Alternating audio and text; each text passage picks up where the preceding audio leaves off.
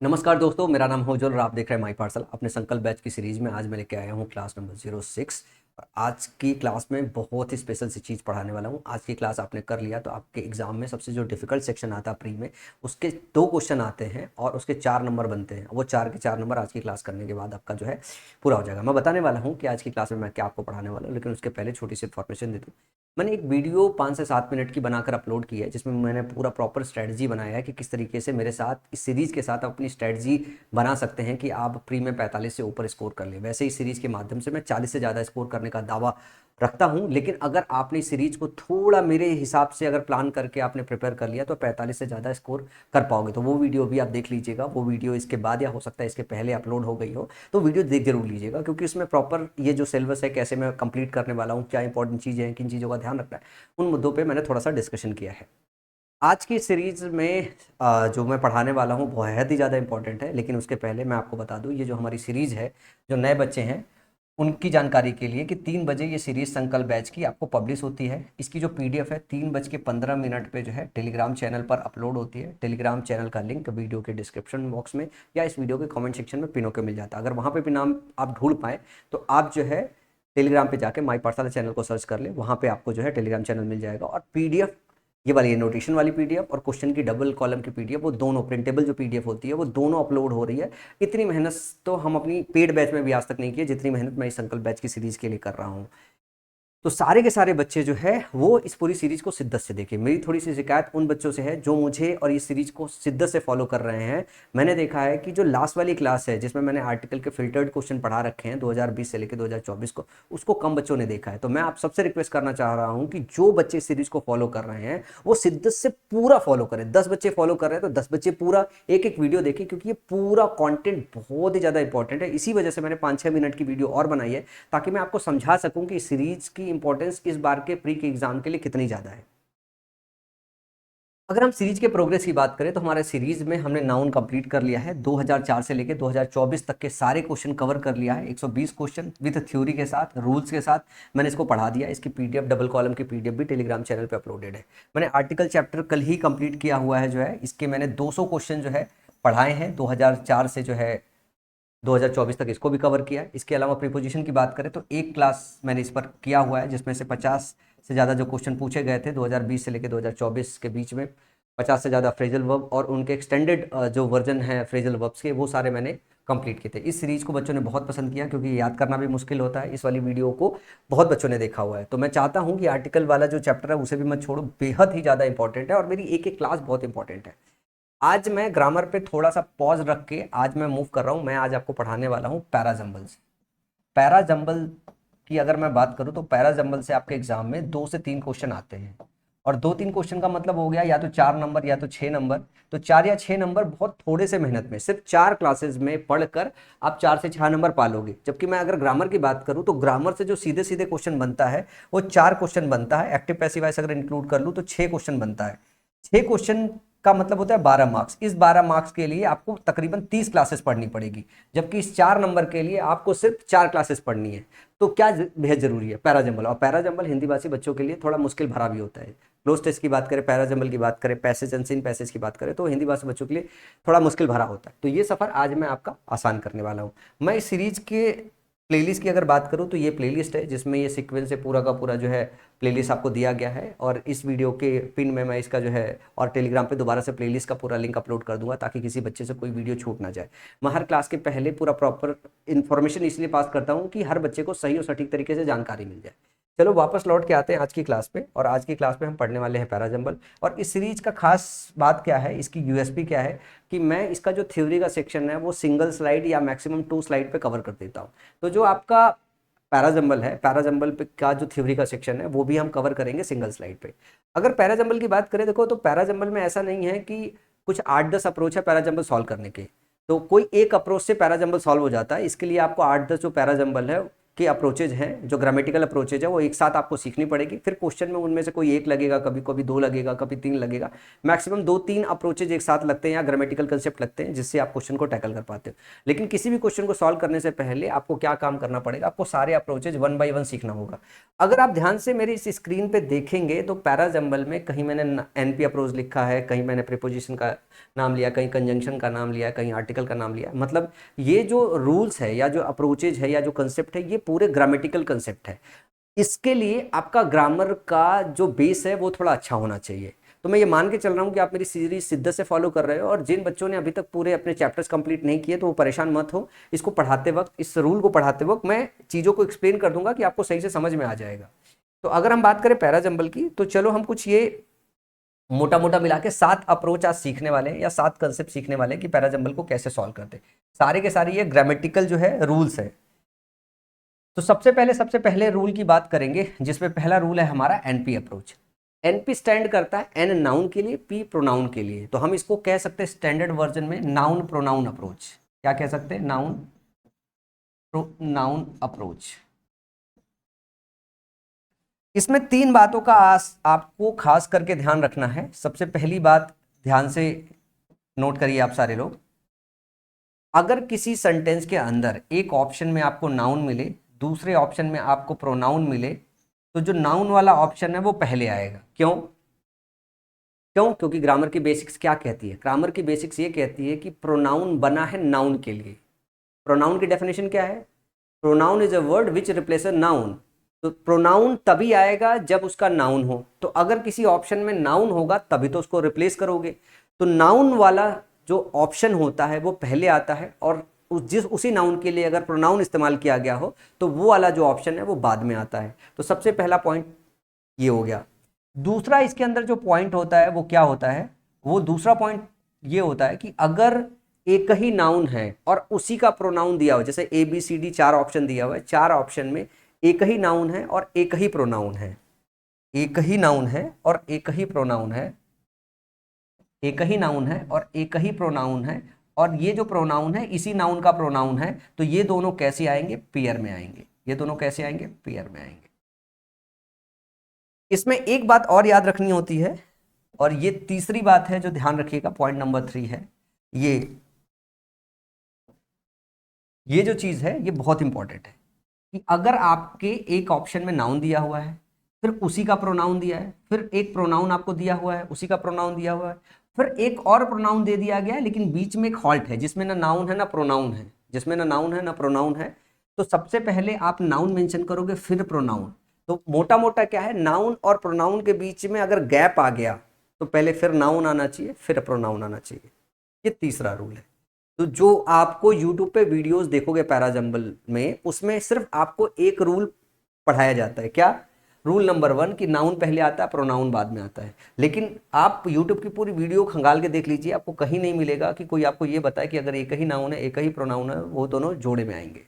और ये तीसरा वाला रूल तो आप भूल ही जाइए। मतलब अगर गलती से, ये मेरी पुरानी, अगर 2-3 साल पहले से ये रूल पढ़ा रहा हूँ मैं, अगर किसी ने वीडियो देख के अगर पढ़ा दिया, अभी भी मैंने यूट्यूब पे बहुत वीडियो तलाश की है, किसी ने ये पढ़ाया नहीं है।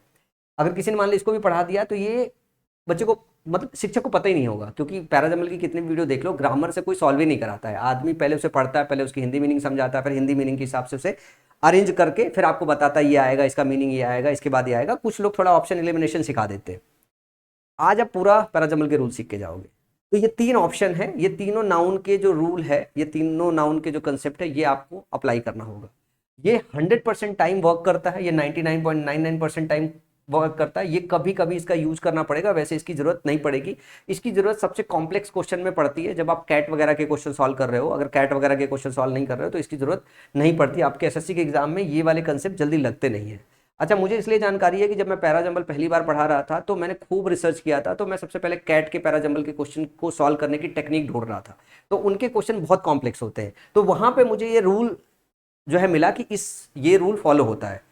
पैराग्राफ जब लिखते हो तो पैराग्राफ लिखने का सही पैटर्न ऐसा है। एक होता है सोचना कि कैसे आप जो है पैराग्राफ टूटा हुआ है, पैराग्राफ को कैसे अरेंज करोगे। एक दूसरा है सही मायने में how to write a paragraph, कैसे अरेंज करते हैं, उसका बेसिक स्ट्रक्चर कैसे फॉर्म करते हैं, वो मैंने जाके सीखा। जब मुझे यहाँ पता चला कि अगर आप पैराग्राफ लिख रहे हो तो कैसे नाउन और प्रोनाउन और कैसे चीज़ों का इस्तेमाल करते हो, वहाँ से सीख है मैंने इस चीज को, फिर मैंने देखा कि कैट के कुछ शिक्षक हैं जो इसको पढ़ाते हैं, तो ये रूल बड़ा कारगर रहता है कॉम्प्लेक्स क्वेश्चन में। कभी कभी जो है आपके यहाँ पे भी लगेगा, ये तीसरा रूल भी मैं लगा के अभी आपको दिखाऊंगा। ये रहा एनपी अप्रोच में 3 इंपॉर्टेंट बातें जो याद रखनी है। बात नंबर 1 कि नाउन पहले आएगा, प्रोनाउन बाद में आएगा। एक ही नाउन है, एक ही प्रोनाउन है, तो वो जोड़े में आएंगे। और अगर कुछ ऐसा दिया हुआ है कि एक नाउन है, एक प्रोनाउन है और एक और प्रोनाउन है, तो वो सब लगे हुए आएंगे।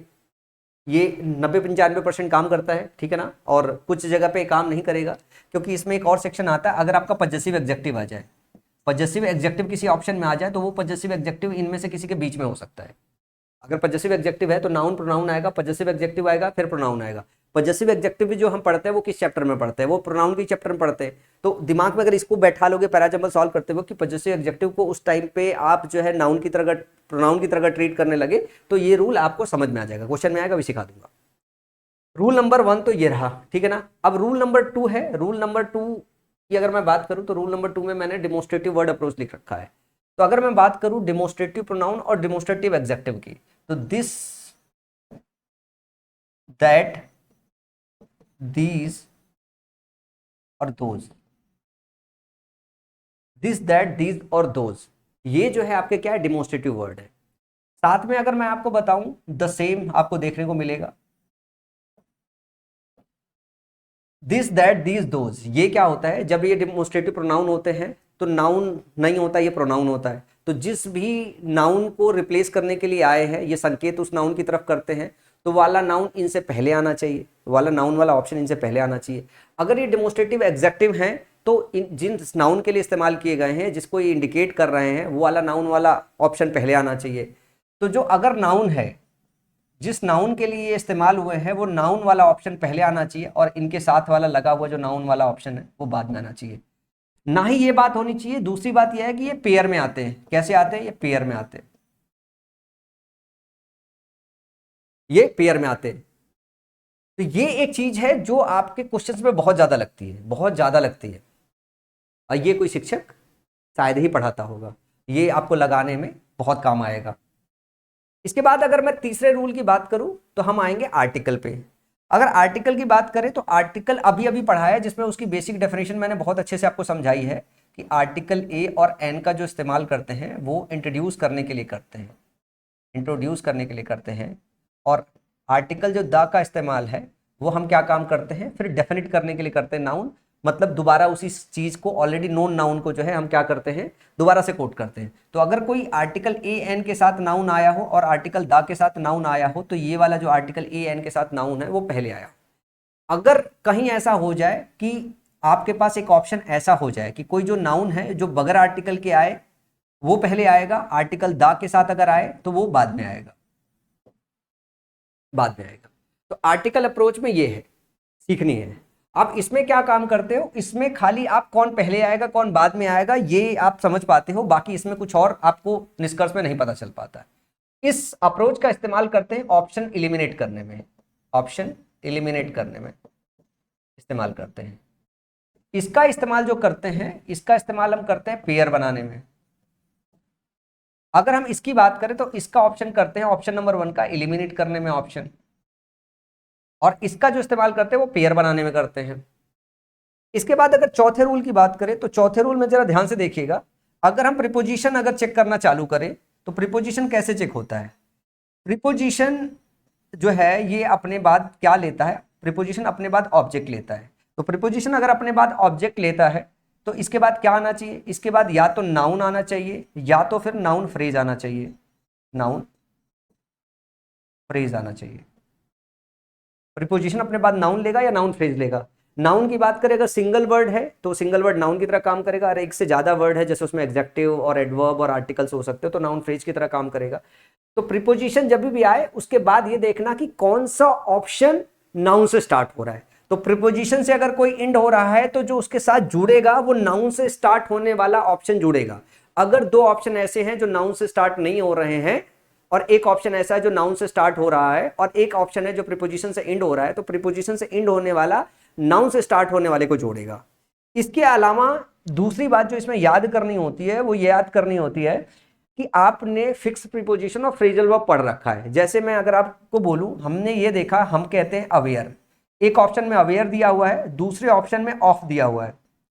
तो अवेयर के साथ क्या लोगे, अवेयर अपने साथ ऑफ लेता है, तो इसको हमें जोड़े में बनाना होता है। जैसे कंजिस के साथ हम इन लेते हैं, कंजिस के साथ हम ऑफ लेते हैं। तो अगर किसी ऑप्शन में कंजिस लिखा हुआ है, किसी और दूसरे ऑप्शन में इन लिखा है, तो कंजिस के साथ हम इन लगाएंगे। तो ऐसे फ्रेज जो फिक्स प्रीपोजिशन में आते हैं या फ्रेजल वर्ब्स के हिस्से में आते हैं, जिसमें आपको ऑलरेडी वो प्रिपरेशन करने के बाद अगर वो हिस्सा पता हुआ है कि नहीं ये इसके साथ जाता है, ये इसके साथ जाता है, ये इसके साथ जाता है, तो उनको आपको जोड़ा बनाना होता है। तो ये ऑप्शन क्या किस काम आते हैं, ये पेयर बनाने के काम आते हैं। और ये वाला जो क्लू है ये भी किसके काम आता है, ये पेयर बनाने के काम आता है। इसके बाद अगर मैं बात करूं कंजंक्शन अप्रोच की, तो कंजंक्शन में कुछ कंजंक्शन ऐसे हैं जिनका इस्तेमाल खूब होता है। एक तो बट का होता है, यट का होता है, दो का होता है, ऑल्दो का होता है, हाउएवर का होता है। ध्यान रखिएगा ये सारे के सारे कंजंक्शन मिड में आने वाले हैं, इनसे सेंटेंस को स्टार्ट नहीं करते, इन कंजंक्शन से सेंटेंस को स्टार्ट नहीं कर सकते हैं। तो अगर इनसे कोई ऑप्शन दिया हुआ है तो वो ऑप्शन 1 नहीं हो सकता, वो सेंटेंस इससे स्टार्ट नहीं हो सकता, सेंटेंस इनसे स्टार्ट नहीं हो सकता।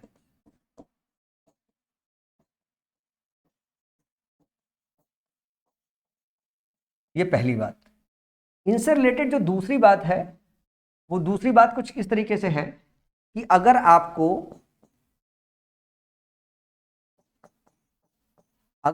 दूसरी बात मैं बता दूं, अगर आपको कहीं मिल जाए कंजंक्शन दस, therefore, therefore, at the end, at the end,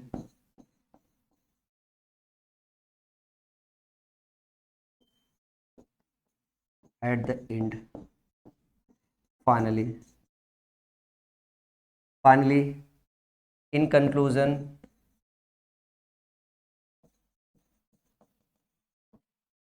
तो ये सारे जो कंजंक्शन होते हैं ये काम करते हैं, किसी बात को खत्म कर रहे होते हैं। तो जैसे इनको देखो आप तुरंत समझ जाओ कि जो हमें चेक करना है इस वाले ऑप्शन से आपको पैरा खत्म करना है, पैरा खत्म करना है।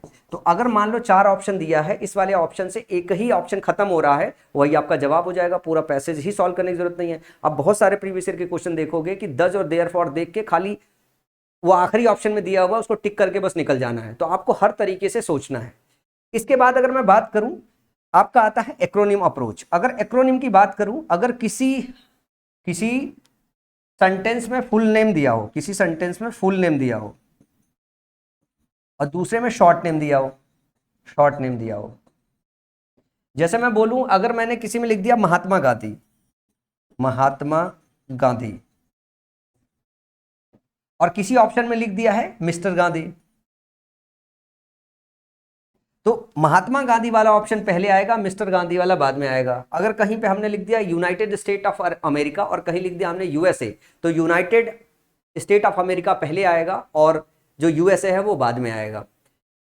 तो जो फुल फॉर्म होता है, जो एक्सटेंडेड वर्जन होता है, उसको पहले लेते हैं, फिर हम क्या काम करते हैं उसके शॉर्टर वर्जन को लेते हैं। तो एब्रीवेटेड फॉर्म हमेशा अपने फुल फॉर्म से बाद में आता है। तो ये जो होता है ये ऑप्शन, ये एलिमिनेट करने के लिए आता है, ये एलिमिनेट करने के लिए, ऑप्शन एलिमिनेट करने के लिए इसका इस्तेमाल करते हैं इस रूल का।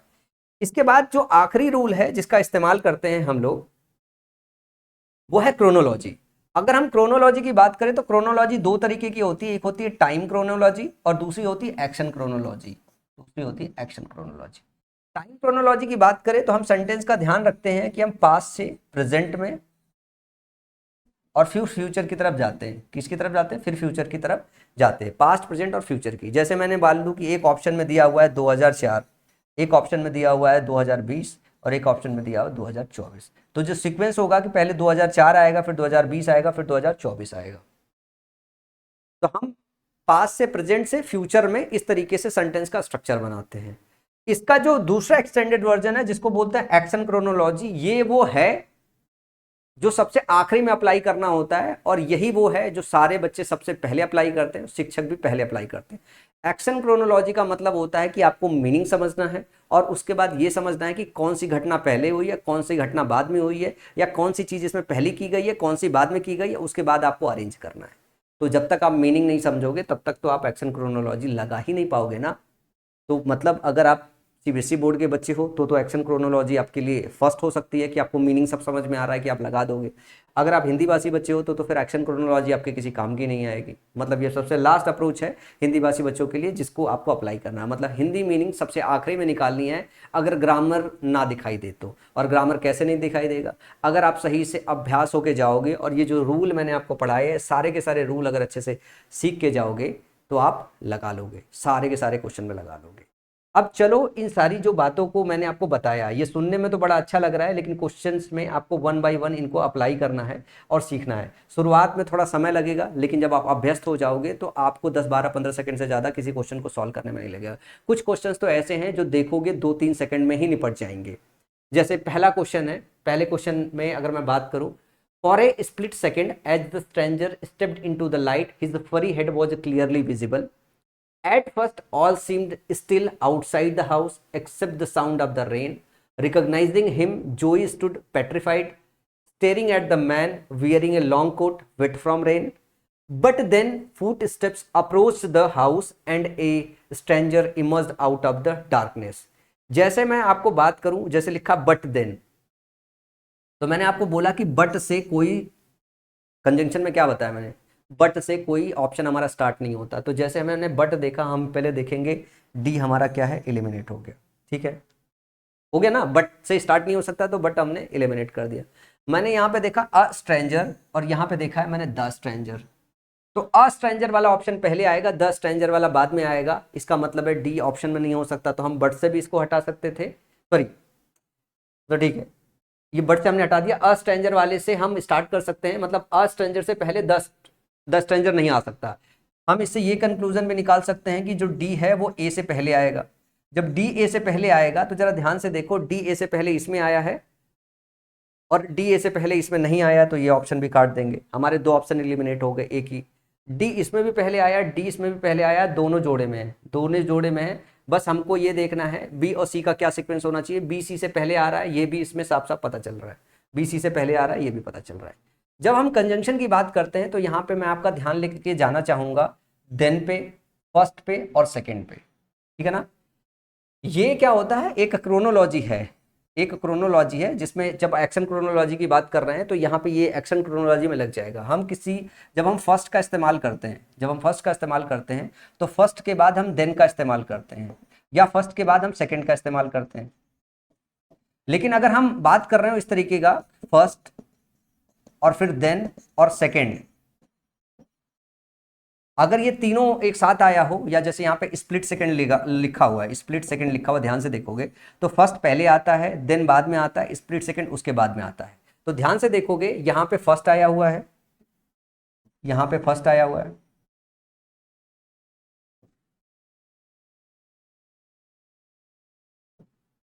यहाँ पे स्प्लिट सेकंड आया हुआ है और यहाँ पे देन आया हुआ है।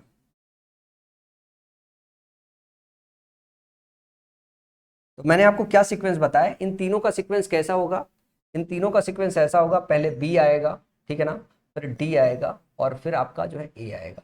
तो बी डी ए का सीक्वेंस होना चाहिए। जरा बी डी ए का सीक्वेंस देखो, कहीं पे है बी डी ए का सीक्वेंस है, बी डी ए का सीक्वेंस यहाँ पे भी है, बी डी ए का सीक्वेंस यहाँ पे भी, बी डी ए का सीक्वेंस यहाँ पे भी है, बी डी ए का सीक्वेंस यहाँ पे। अब इससे इससे बस ये पता चलता है ये इस सीक्वेंस में होगा, जरूरी नहीं है कि ये साथ में आए, ऐसा हम इस चीज को कंक्लूड नहीं कर सकते, ये सीक्वेंस कंक्लूड कर सकते हैं इससे।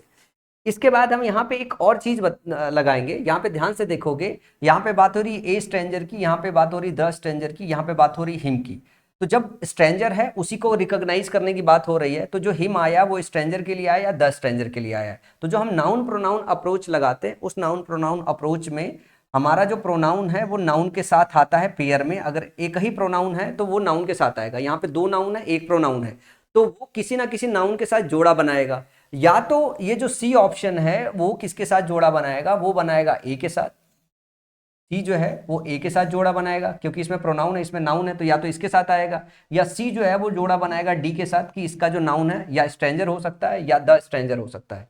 किसी नाउन के बाद उसका हम प्रोनाउन ले सकते हैं, लेकिन नाउन के साथ प्रोनाउन लेना जोड़े में जरूरी है। तो या तो हम ए के साथ सी लेंगे, या तो हम ए के साथ डी के साथ सी लेंगे। तो जो सी होगा वो ये ए के बाद आएगा या तो डी के बाद आएगा। इस वाले ऑप्शन में, बी ऑप्शन में, सी जो है डी ए के पहले आ रहा है। अगर डी ए के पहले आ रहा है तो ये ऑप्शन तो निपटा दो आप।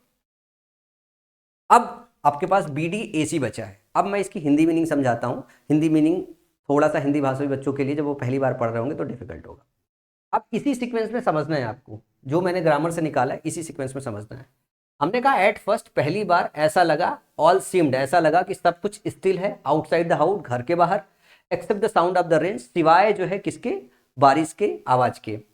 फिर इसके बाद हमने डी ऑप्शन लिया हुआ है, बट देन लेकिन उसके बाद पता चला, उसके बाद महसूस हुआ कि फुट स्टेप जो है अप्रोच कर रहा है, जो पैरों की आवाज है वो अप्रोच कर रही है, the house approach the house, house की तरफ अप्रोच कर रही है, और एक stranger and A stranger emerge out of the darkness की एक इमर्ज जो स्ट्रेंजर है वो डार्कनेस है, वो अंधेरे से बाहर आ रहा है। उसके बाद ऑप्शन ए होगा for a split second, just उसके एक सेकेंड के बाद जो है as the stranger stepped into the light, जैसे वो लाइट में बाहर आया उसका जो फरी हेड है वो क्लियरली विजिबल हो गया, साफ साफ दिखाई देने लगा। जैसे वो दिखाई देने लगा, रिकॉग्नाइज्ड हिम, उसको रिकॉग्नाइज करने के बाद जोई स्टूड पेट्रीफाइड, जोई जो है पेट्रीफाइड हो गया, staring at the man wearing a long coat जो है। फिर आगे डिस्क्रिप्शन है कि जो आदमी है वो क्या पहने हुआ है, लॉन्ग कोट पहने हुआ है, विट फ्रॉम रेन, बारिश से भीगा हुआ है। तो समझ में आया कि भैया पहले क्या हुआ, पहले सब शांत शांत लग रहा था, ठीक है ना। उसके बाद जो है दोबारा पता चला जो है कि एक फुट स्टेप बाहर आ रही है, कि स्ट्रेंजर बाहर आ रहा है, और थोड़े से सेकंड के लिए जो स्ट्रेंजर है जैसे वो लाइट में आया उसका फरी हेड दिखा, और जोई को पता चल गया कि भैया ये स्ट्रेंजर जो है कौन है और किस वेशभूषा में वो है। तो देखो सीक्वेंस मैच कर गया, हिंदी मीनिंग के हिसाब से ये लग रहा है। और दूसरी बात भी आप ऐसे भी समझ सकते हो कि भाई रिकॉग्नाइज तो आप तभी करोगे, आगे कुछ रूल्स में मैं ये भी बताता हूं कि वर्ड ट्रांजिशन, वर्ड से वर्ड कैसे ट्रांजिशन हो रहा है वो भी आपको चेक करना होता है। जैसे मैं अगर बात करूं यहाँ रिकॉग्नाइजिंग लिख रहा है, तो किसी आदमी को रिकॉग्नाइज करोगे जब पहले वो बाहर निकल के आएगा, उसका चेहरा लाइट में आएगा, जब प्रकाश में आएगा, जब विजिबल हो जाएगा तभी तो उसे रिकॉग्नाइज कर पाओगे कि भैया कौन आदमी था कौन आदमी नहीं था। तो यहां से भी आप इस बात को समझ सकते थे। लेकिन ये पूरा ग्रामेटिकल स्ट्रक्चर है जो यहाँ पे डिस्टॉर्ट करके दिया हुआ है, जिसको आपको करेक्ट करना है। अगर हिंदी मीनिंग से आप सॉल्व कर पा रहे हो, जल्दी सॉल्व कर रहे हो, वेल एंड गुड है, लेकिन ग्रामर ये आपका हमेशा साथ देगा। जब आपका हिंदी फेल होगा, ग्रामर कभी फेल नहीं होगा। अगर ग्रामर को आप सही से लगाओगे, आंख बंद करके पैरा जंबल के सवाल ये बताओगे कि जैसे मैथ में कहते हो ना मेरा तो जवाब आया था, वैसे ही इसका जवाब आता है ग्रामर के हिसाब से। और हिंदी मीनिंग के हिसाब से लगता है कि मैंने क्वेश्चन किया है, सही भी हो सकता है, उसे तुक्का मान के चलिए। अगर जब तक आपको हिंदी, और हिंदी में हमें ये लगता है ये भी ऑप्शन लग सकता है, ये भी ऑप्शन लग सकता है, हम ऐसे भी कर सकते हैं, हम ऐसे भी लग सकते हैं। लेकिन ग्रामेटिकल एक स्ट्रक्चर होता है किसी पैसेज, किसी पैराग्राम, किसी सेंटेंस को फॉर्म करने के लिए। जब वो तोड़ा जाता है तो ग्रामर का स्ट्रक्चर भी टूटता है, चाहे सेंटेंस में चाहे पैराग्राफ में। तो वो जो ग्रामर का स्ट्रक्चर टूटता है, अगर आप उसे सही से अरेंज नहीं करोगे तो ग्रामर अपने स्ट्रक्चर में फिट नहीं बैठेगा। जैसे सेंटेंस की बात करें, सेंटेंस में पहले सब्जेक्ट आता है, फिर ऑब्जेक्ट आता है, और फिर सब्जेक्ट आता है, वर्ब आता है, फिर ऑब्जेक्ट आता है। तो जब भी अगर उसे मिसमैच करोगे तो कोई उल्टा सीधा हो जाएगा। तो जरूरी है कि ग्रामर का स्ट्रक्चर सही से जानकारी रख के आप इसको सॉल्व करो। अगर आपको हिंदी में नहीं आती है तब तो सोने पे सुहागा हो गया, तब तो क्वेश्चन और आपके लिए आसान हो जाएगा। अगला क्वेश्चन है सॉल्ट सेलर। असॉल्ट सेलर, जब कोई भी नाउन आपका आर्टिकल ए से स्टार्ट होता है तो हम किसी चीज को आर्टिकल ए आई एन से इंट्रोड्यूस करते हैं, तो ऑप्शन ए के पहले ऑप्शन होने के चांसेस बन सकते हैं। और ये जो स्ट्रक्चर है वो S1 और S6 आपका फिक्स है, S1 और S6 आपका ऑलरेडी फिक्स है। तो यहाँ पे लिखा हुआ है salt seller use to carry the salt bag on his donkey to the market every day. A salt seller used to carry the salt bag on his donkey to the market every day. ये इसकी meaning भी बहुत आसानी से समझ में आ रही है कि एक जो सॉल्ट सेलर था अपनी डंकी पे सॉल्ट बैग लेके वो क्या करता था, वो मार्केट जाता था हर रोज। ऐसा ऑप्शन नंबर 1 कह रहा है। दूसरा ऑप्शन दिया है one day the donkey suddenly tumbled down the stream and the salt bag also fell into the water. The salt bag also fell into the water. Tumble down मतलब वो लड़खाया, खड़ाया, गिरने के लिए जो है टेम्बल डाउन होने का मतलब है, tumble down the stream and the salt bag also fell into the water. The donkey was happy on the way they had to cross a stream. अब बोला जा रहा है कि on the way they had to cross a stream the salt dissolve in the water and hence the bag become very light to carry. Then the donkey started to play the same every day. यहाँ पे बात हो रही भाई एक salt seller है, डंकी को लेके जाता था सॉल्ट बेचने के लिए, सॉल्ट बैग उस पर लाद दे जाता था, बीच में पानी आया, उसमें हिलने का और ये जो आपका बैग वैग गिरने विरने का हिसाब किताब है, ये हमने बहुत पुराने समय स्टोरियाँ बचपन में सुन रखी दादी और नानी से, उसी पे बेस्ड है ये। जरा ध्यान से देखिए, यहाँ पे मैंने हाईलाइट कर रखा है, हमारे पास एक प्रोनाउन है ऑप्शन नंबर सी में, दे। यहाँ पे पहला और आखिरी जो है फिक्स है, बस आपको ये समझना है ये दिया हुआ दे। अब पूरे ऑप्शन को ध्यान से पढ़ो, जब हम प्रोनाउन दे पढ़ते हैं तो दे किसके लिए आता है? दे आपका क्या प्लूरल प्रोनाउन है, कैसा है? प्लूरल प्रोनाउन है। अगर ये प्लूरल प्रोनाउन है तो ये किसके साथ जाएगा, इसके लिए चाहिए आपको प्लूरल नाउन, प्लूरल नाउन। अब जरा देखो कि किस ऑप्शन में प्लूरल नाउन दिया हुआ है। हमें ए बी सी डी को अरेंज करना है, क्या इसमें कहीं प्लूरल नाउन दिया है? वन डे द डंकी, ये आपका क्या है, डंकी आपका सिंगुलर नाउन हो गया। Suddenly tumble down the stream and the salt bag also felt into the water, इस ऑप्शन में कोई प्लूरल नाउन नहीं है, ये वाले ऑप्शन में कोई प्लूरल नाउन नहीं है। द डंकी वॉज अनहैप्पी, ये नाउन है पर कैसा है, यही सेम नाउन है, सिंगुलर। जरा डी ऑप्शन देखो, the salt dissolve in the water and the hence the bag become very light to carry, यहां पे आपका नाउन नहीं है कोई भी प्लूरल। तो तीन जो ऑप्शन है, ऑप्शन ए, ऑप्शन बी और option D, option A, option B, option D, option C के साथ पेयर नहीं बना सकता है। अब जरा देखो, ये वाला तो सबसे लास्ट ऑप्शन है, तो बचा है ऑप्शन सी, किसके साथ पेयर बना सकता है, ऑप्शन नंबर 1 के साथ। अब जरा ध्यान से इसमें देखो, a salt seller used to carry the salt bag on his donkey to the market every day. अगर मैं सॉल्ट सेलर की बात करूं तो सॉल्ट सेलर आपका क्या हो गया, सिंगुलर, डंकी क्या हो गया, सिंगुलर। ये जो दे है कंबाइंडली जो है सॉल्ट सेलर और डंकी दोनों को रिप्रेजेंट कर रहा है कि जब वो जाते थे तो साथ में जाते थे। तो ये जो दे है इसका जो नाउन है वो यहां पे है, सॉल्ट सेलर है और डंकी है। तो मैंने आपको क्या बताया था कि एक ही नाउन हो और एक ही प्रोनाउन हो तो ये दोनों कैसे में आएंगे, ये दोनों पेयर में आएंगे। अगर ये दोनों पेयर में आएंगे तो आपको ये मिल गया कि S1 के बाद जो आएगा वो आएगा C, तो जो स्टार्ट होगा वो C से स्टार्ट होगा। आपके ऑप्शंस, ये दो ऑप्शंस आपके खत्म हो गए, ये ऑप्शंस आपके खत्म हो गए। अब दूसरी बात है कि जैसे मैंने यहाँ पे एक चीज हाईलाइट कर रखी है, the salt bag also fell into the water, जो सॉल्ट बैग है वो वाटर में गिर गया, और यहाँ पे लिखा हुआ the salt dissolve, salt dissolve हो गया, पानी में मिल गया या घुल गया, डिजॉल्व हो गया। तो जब तक ये गिरेगा नहीं तब तक पानी में डिजॉल्व कैसे होगा? इसका ये मतलब है कि जो ऑप्शन नंबर ए है वो ऑप्शन जो है डी से पहले आना चाहिए। जरा ध्यान से देखो, इसमें ए डी के पहले आ रहा है, इसमें ए डी के बाद आ रहा है, तो ये वाला ऑप्शन नहीं हो सकता। सही ऑप्शन क्या होगा? ऑप्शन नंबर सी होगा। समझ में आया? अब जो सही ऑप्शन है वो सी ए डी हो जाएगा और देन उसके बाद ऑप्शन सारे फिट हो जाएंगे। आपको पूरा फोकस रखना है ग्रामर पे।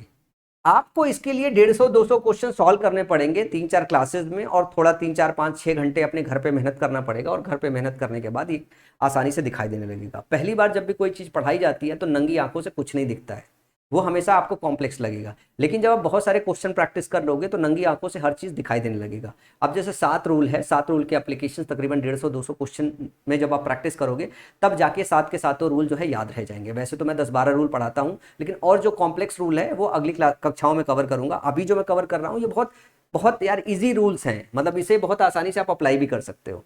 जरा ध्यान से देखो, अगला क्वेश्चन दिया हुआ है, impossible sad the people when they heard the condition. जैसे आप इसको पढ़ते हो, impossible sad the people when they heard the condition, condition के पहले आर्टिकल द लगा हुआ है, इसका मतलब है किसी ऑप्शन में जो कंडीशन होगा, जो कंडीशन होगा अगर इसके पहले आर्टिकल द लगा हुआ, इसीलिए मैंने बोला था कि आर्टिकल वाला चैप्टर देख लो। अगर इसके पहले आर्टिकल द लगा हुआ, इसका मतलब है कि कंडीशन को या तो कहीं इंट्रोड्यूस किया गया है या तो कहीं इसको डिफाइन किया गया है, तभी हम आर्टिकल द के साथ इसको दोबारा डेफिनेट कर सकते हैं। तो इससे हमें क्या पता चलता है, हमको कंडीशन के विषय में कहां कंडीशन मेंशन किया गया है, कौन से कंडीशन की बात हो रही है, वो वाले ऑप्शन को इसको पहले रखना है और ऑप्शन ए से स्टार्ट नहीं करना है। तो ऑप्शन ए से ऑप्शन नंबर 20 वाला स्टार्ट हुआ, इसको हटाई दो भैया कि हम इससे तो स्टार्ट ही नहीं कर सकते। चलो, लिखा है the emperor offered a reward of 1000 gold coins to any man who could come to the place observing the following condition. अब यहाँ पे द कंडीशन लिखा है, फिर यहाँ पे लिखा है द फॉलोइंग कंडीशंस। जब हम फॉलोइंग कंडीशंस लिखते हो, आप कहते हैं ना कि options are given the below, और उसके बाद जब बिलो है, बिलो का मतलब है उसके इमीडिएट नीचे है, तो you could follow the following condition, तो कंडीशन उसके इमीडिएट बाद देना है। तो फॉलोइंग कंडीशन पहले देखो कंडीशन कहाँ पे दिया हुआ है। अगला ऑप्शन दिया हुआ है, just then a villager came carrying a string coat over his head and claim the prize. Just then, just उसके बाद एक विलेजर आया, इसके पहले क्या होगा वो भी देखना है, लेकिन जस्ट देन उसके बाद आया तो मतलब कौन सी ऐसी चीज है जो इसके पहले हुई है। तो सबसे पहले आपको ये भी ढूंढना है, आपको ये भी ढूंढना है। द फॉलोइंग कंडीशन है तो आपको ये भी ढूंढना है कि जिस ऑप्शन में अभी फॉलोइंग कंडीशन जब तक मेंशन नहीं कर लोगे तब तक ऑप्शन बी से भी आप स्टार्ट नहीं कर सकते हो, कर सकते हो ना। अच्छा, इसके बाद वाला ढूंढना है, द फॉलोइंग कंडीशन ये बताना है, मतलब इसके इमीडिएट बाद वो कंडीशन लगाना है। लेकिन हम यहाँ से ये निकाल सकते हैं ऑप्शन सी से स्टार्ट नहीं हो सकता है, तो ऑप्शन सी से वाला ऑप्शन स्टार्ट नहीं हो रहा है, तो आपके पास बचा हुआ है ऑप्शन बी, तो मतलब आपको स्टार्ट करना है इससे। इसके बाद जरा ध्यान से देखो, लिखा हुआ the man had to walk in the sun without an umbrella. अब यहां से समझ में आ रहा है कि आदमी को वॉक करना पड़ेगा सूरज की रोशनी में बगैर अम्ब्रेला के, but he had to be in the shade at the same time, साथ में उसको परछाई में भी रखना होगा। ये वो कंडीशन है जो राजा कहना चाहता है। तो अगर द फॉलोइंग कंडीशन लिखा है और ये कंडीशन यहाँ पे दिया हुआ है, तो ये वाली जो चीज है वो इसकी इमीडिएट बात आएगी। तो हमारा जो बी होगा वो डी के साथ आएगा, और बी डी से स्टार्ट होगा, बी से स्टार्ट हो रहा है, डी उसके बाद आएगा, तो आपके पास एक ही ऑप्शन दिया, वही ऑप्शन कट गया। समझ में आई बात आपको? और सब कुछ पढ़ोगे, जैसे मैं आपको बता रहा हूं जस्ट देन लिखा हुआ ना, देन भी कई बार अपने आप में रिप्रेजेंट करता है इस तरीके की कंडीशन में, जो है अपने आप में कंक्लूडिंग लाइन। तो जस्ट देन जैसे लिखा है ना कि ये सारी चीजों के बाद, जैसे यहाँ पे हुआ राजा ने बोला कि ये फॉलोइंग कंडीशन कोई फॉलो करेगा, तो यहाँ पे दिया हुआ ये कंडीशन है कि सूरज की रोशनी में उसे बगैर छाते के जाना है, साथ में परछाई भी क्या हो रहा है, had to be in the shade at the same time, मतलब उसको परछाई में भी रखना है, बगैर परछाई उसके जाना है। तो ये कंडीशन सुन के लोगों ने क्या बोला कि ये जो कंडीशन है, ये जो कंडीशन बताई गई है, ये जो कंडीशन है ये क्या है, इम्पॉसिबल है। लेकिन जो तुरंत बाद जस्ट उसके बाद जो है एक विलेजर्स काम आया, जो है carrying a string coat over his head and claim the prize, और वो अपने सर के ऊपर जो है स्ट्रिंग कोट रख के आया और उसने प्राइस को क्लेम कर लिया, एंड देन ऑप्शन आपके खत्म हो गए। तो सही ऑप्शन क्या हो गया? ऑप्शन नंबर डी हो गया। चलो अगले क्वेश्चन की तरफ देखते हैं।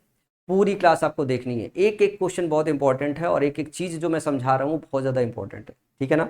इसको अच्छे से देखिएगा। हिंदी मीनिंग अगर आती है तो हिंदी मीनिंग बैठ के आराम से घर जो है प्रिपेयर होइएगा कि हिंदी से कैसे सॉल्व करेंगे, लेकिन ग्रामर सीख के जाइए। अगर हिंदी आ रहा है तो सोने पे सुहागा वाला काम करेगा। अगला क्वेश्चन है, वन नाइट मुल्ला नसरुद्दीन होज्जा। क्या लिखा है? मुल्ला नसरुद्दीन होज्जा। ध्यान से देखिएगा इस चीज को। Mulla Nasruddin होज्जा had a dream. At the mention of 10 gold coins, Hoja agreed and showed him to his room. At the mention of 10 gold coins, Hoja agreed and showed him to his room. जैसा आप इसे पढ़ोगे, at the mention of 10 gold coins. At the mention जो लिखा हुआ है, ये अपने आप में ये बता रहा है कि जो 10 गोल्ड कॉइन है किसी ने कहीं तो मेंशन किया होगा, वाला ऑप्शन इसके पहले आना चाहिए। दूसरी बात यहाँ पे ध्यान से देखिए, होजा एग्रीड, यहाँ पे फुल नेम है और यहाँ पे क्या है, यहाँ पे शॉर्ट नेम है, शॉर्ट नेम है। तो फुल नेम पहले आना चाहिए, शॉर्ट नेम बाद में। और वैसे भी ये जो स्ट्रक्चर है S1 से लेके S6 तक है, मतलब S1 आपका फिक्स है, ये तो पहले ही हिस्सा है। Hoja agreed and showed him to his room. The next morning the man thanked Hoja and began taking out the gold coins from his purse. अब यहाँ पे दिया हुआ है, जरा इस सेंटेंस को ध्यान से पढ़िएगा। इसमें जरा एक बात ये देखिएगा, होजा agreed and showed him to his room. ये जो हिम आया हुआ है ये होजा के लिए नहीं आया, ये किसी और बंदे के लिए आया हुआ है। वो भी आपको ढूंढना है कि ये जो प्रोनाउन है, इस प्रोनाउन का नाउन किधर है, इस प्रोनाउन का नाउन किधर है। इसमें ध्यान से देखो, वन नाइट मुल्ला नसरुद्दीन होजा हैड ए ड्रीम, उसको एक ड्रीम आया। इसमें इस हिम का नाउन नहीं है, इसमें इसका नाउन नहीं, इसका मतलब ऑप्शन ए से ये वाले ऑप्शन स्टार्ट नहीं हो सकते, स्टार्ट भी नहीं हो रखा है। फिर जरा देखो, लिखा है द नेक्स्ट मॉर्निंग, ये वन नाइट है, मुल्ला नसरुद्दीन होजा हैड ए ड्रीम। अगर एक रात की बात है तो अगली बात उसके अगली मॉर्निंग हो सकती है। The next morning the man thanked Hoja and began taking out the gold coins from his purse. अब यहाँ पे द मैन की चर्चा हो रही है, जरा ध्यान से देखिएगा। फिर लिखा, ही सेड ही वुड पे 10 गोल्ड कॉइन टू होजा if he was allowed the privilege. अब यहाँ पे दिखा हुआ है 10 गोल्ड कॉइन, यहाँ पे मेंशन किया है कि वो जो स्ट्रेंजर है या जो बंदा है वो 10 गोल्ड कॉइन होजा को देगा। तो जो 10 गोल्ड कॉइन्स है, ये जो दिया हुआ है यहाँ पे मेंशन हुआ है, और इसके बाद बोला जा रहा है at the mention of 10 gold coins. इसका ये मतलब है कि पहले बोलेगा, फिर उसके बाद मेंशन करने के बाद आगे का काम होगा। तो सी जो है ए से पहले आएगा, सी ए से पहले आएगा। इस ऑप्शन में सी ए के बाद आ रहा है, इस ऑप्शन में सी ए के बाद आ रहा है। तो मतलब ये दो ऑप्शन तो आपने एलिमिनेट कर दिया। अब आपको ध्यान से देखना है, यहाँ पे प्रोनाउन से स्टार्ट हो रहा है। ही सेड ही वुड पे 10 गोल्ड कॉइन्स टू होजा, ही सेड ही वुड पे 10 गोल्ड कॉइन्स टू होजा if he was allowed the privilege.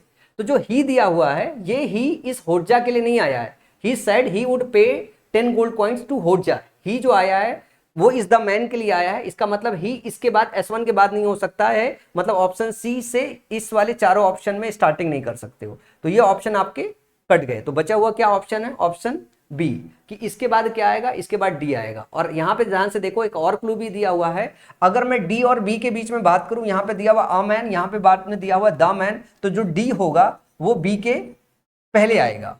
इसमें डी जो है बी के पहले भी आ रहा है, इसमें डी पहले भी आ रहा है, इसमें डी बी के बाद आ रहा है, ये वाला ऑप्शन वैसे भी खत्म हो जाता।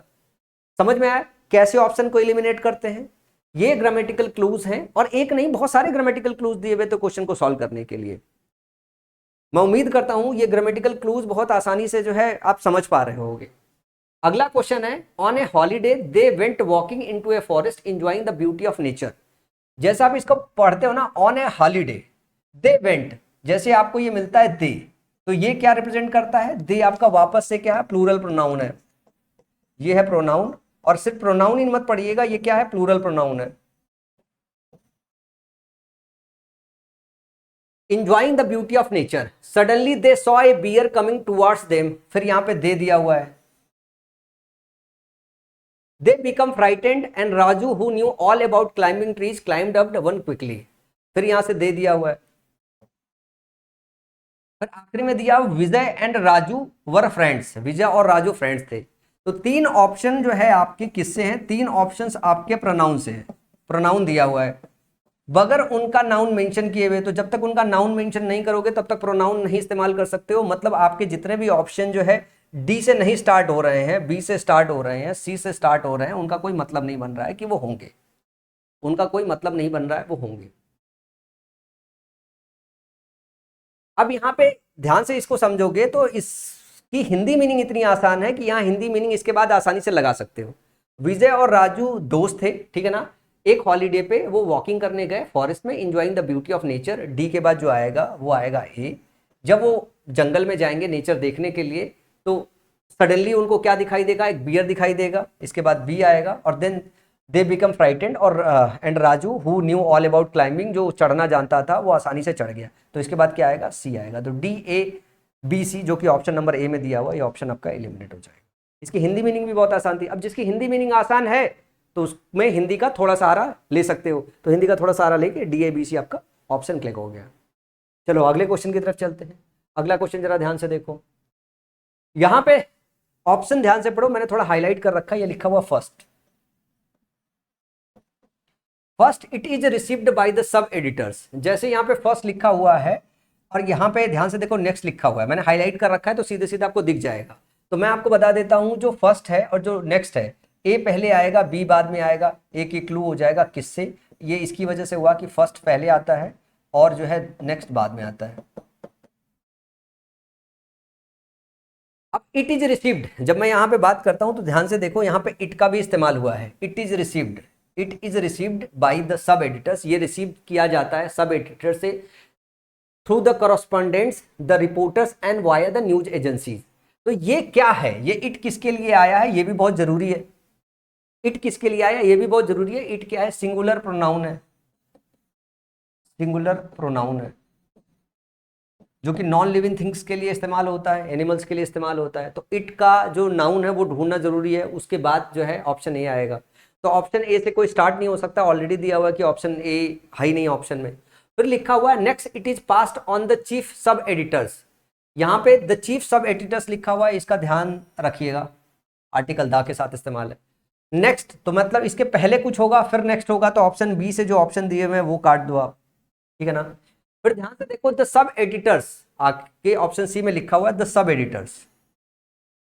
Then examine the news and reward it if needed, फिर उसके बाद देन का भी इस्तेमाल है, ध्यान से देखते रहिएगा। तो जी सी ऑप्शन है, ये आर्टिकल दा के साथ इस्तेमाल है और सब एडिटर्स यहाँ पे बगैर आर्टिकल के इस्तेमाल है।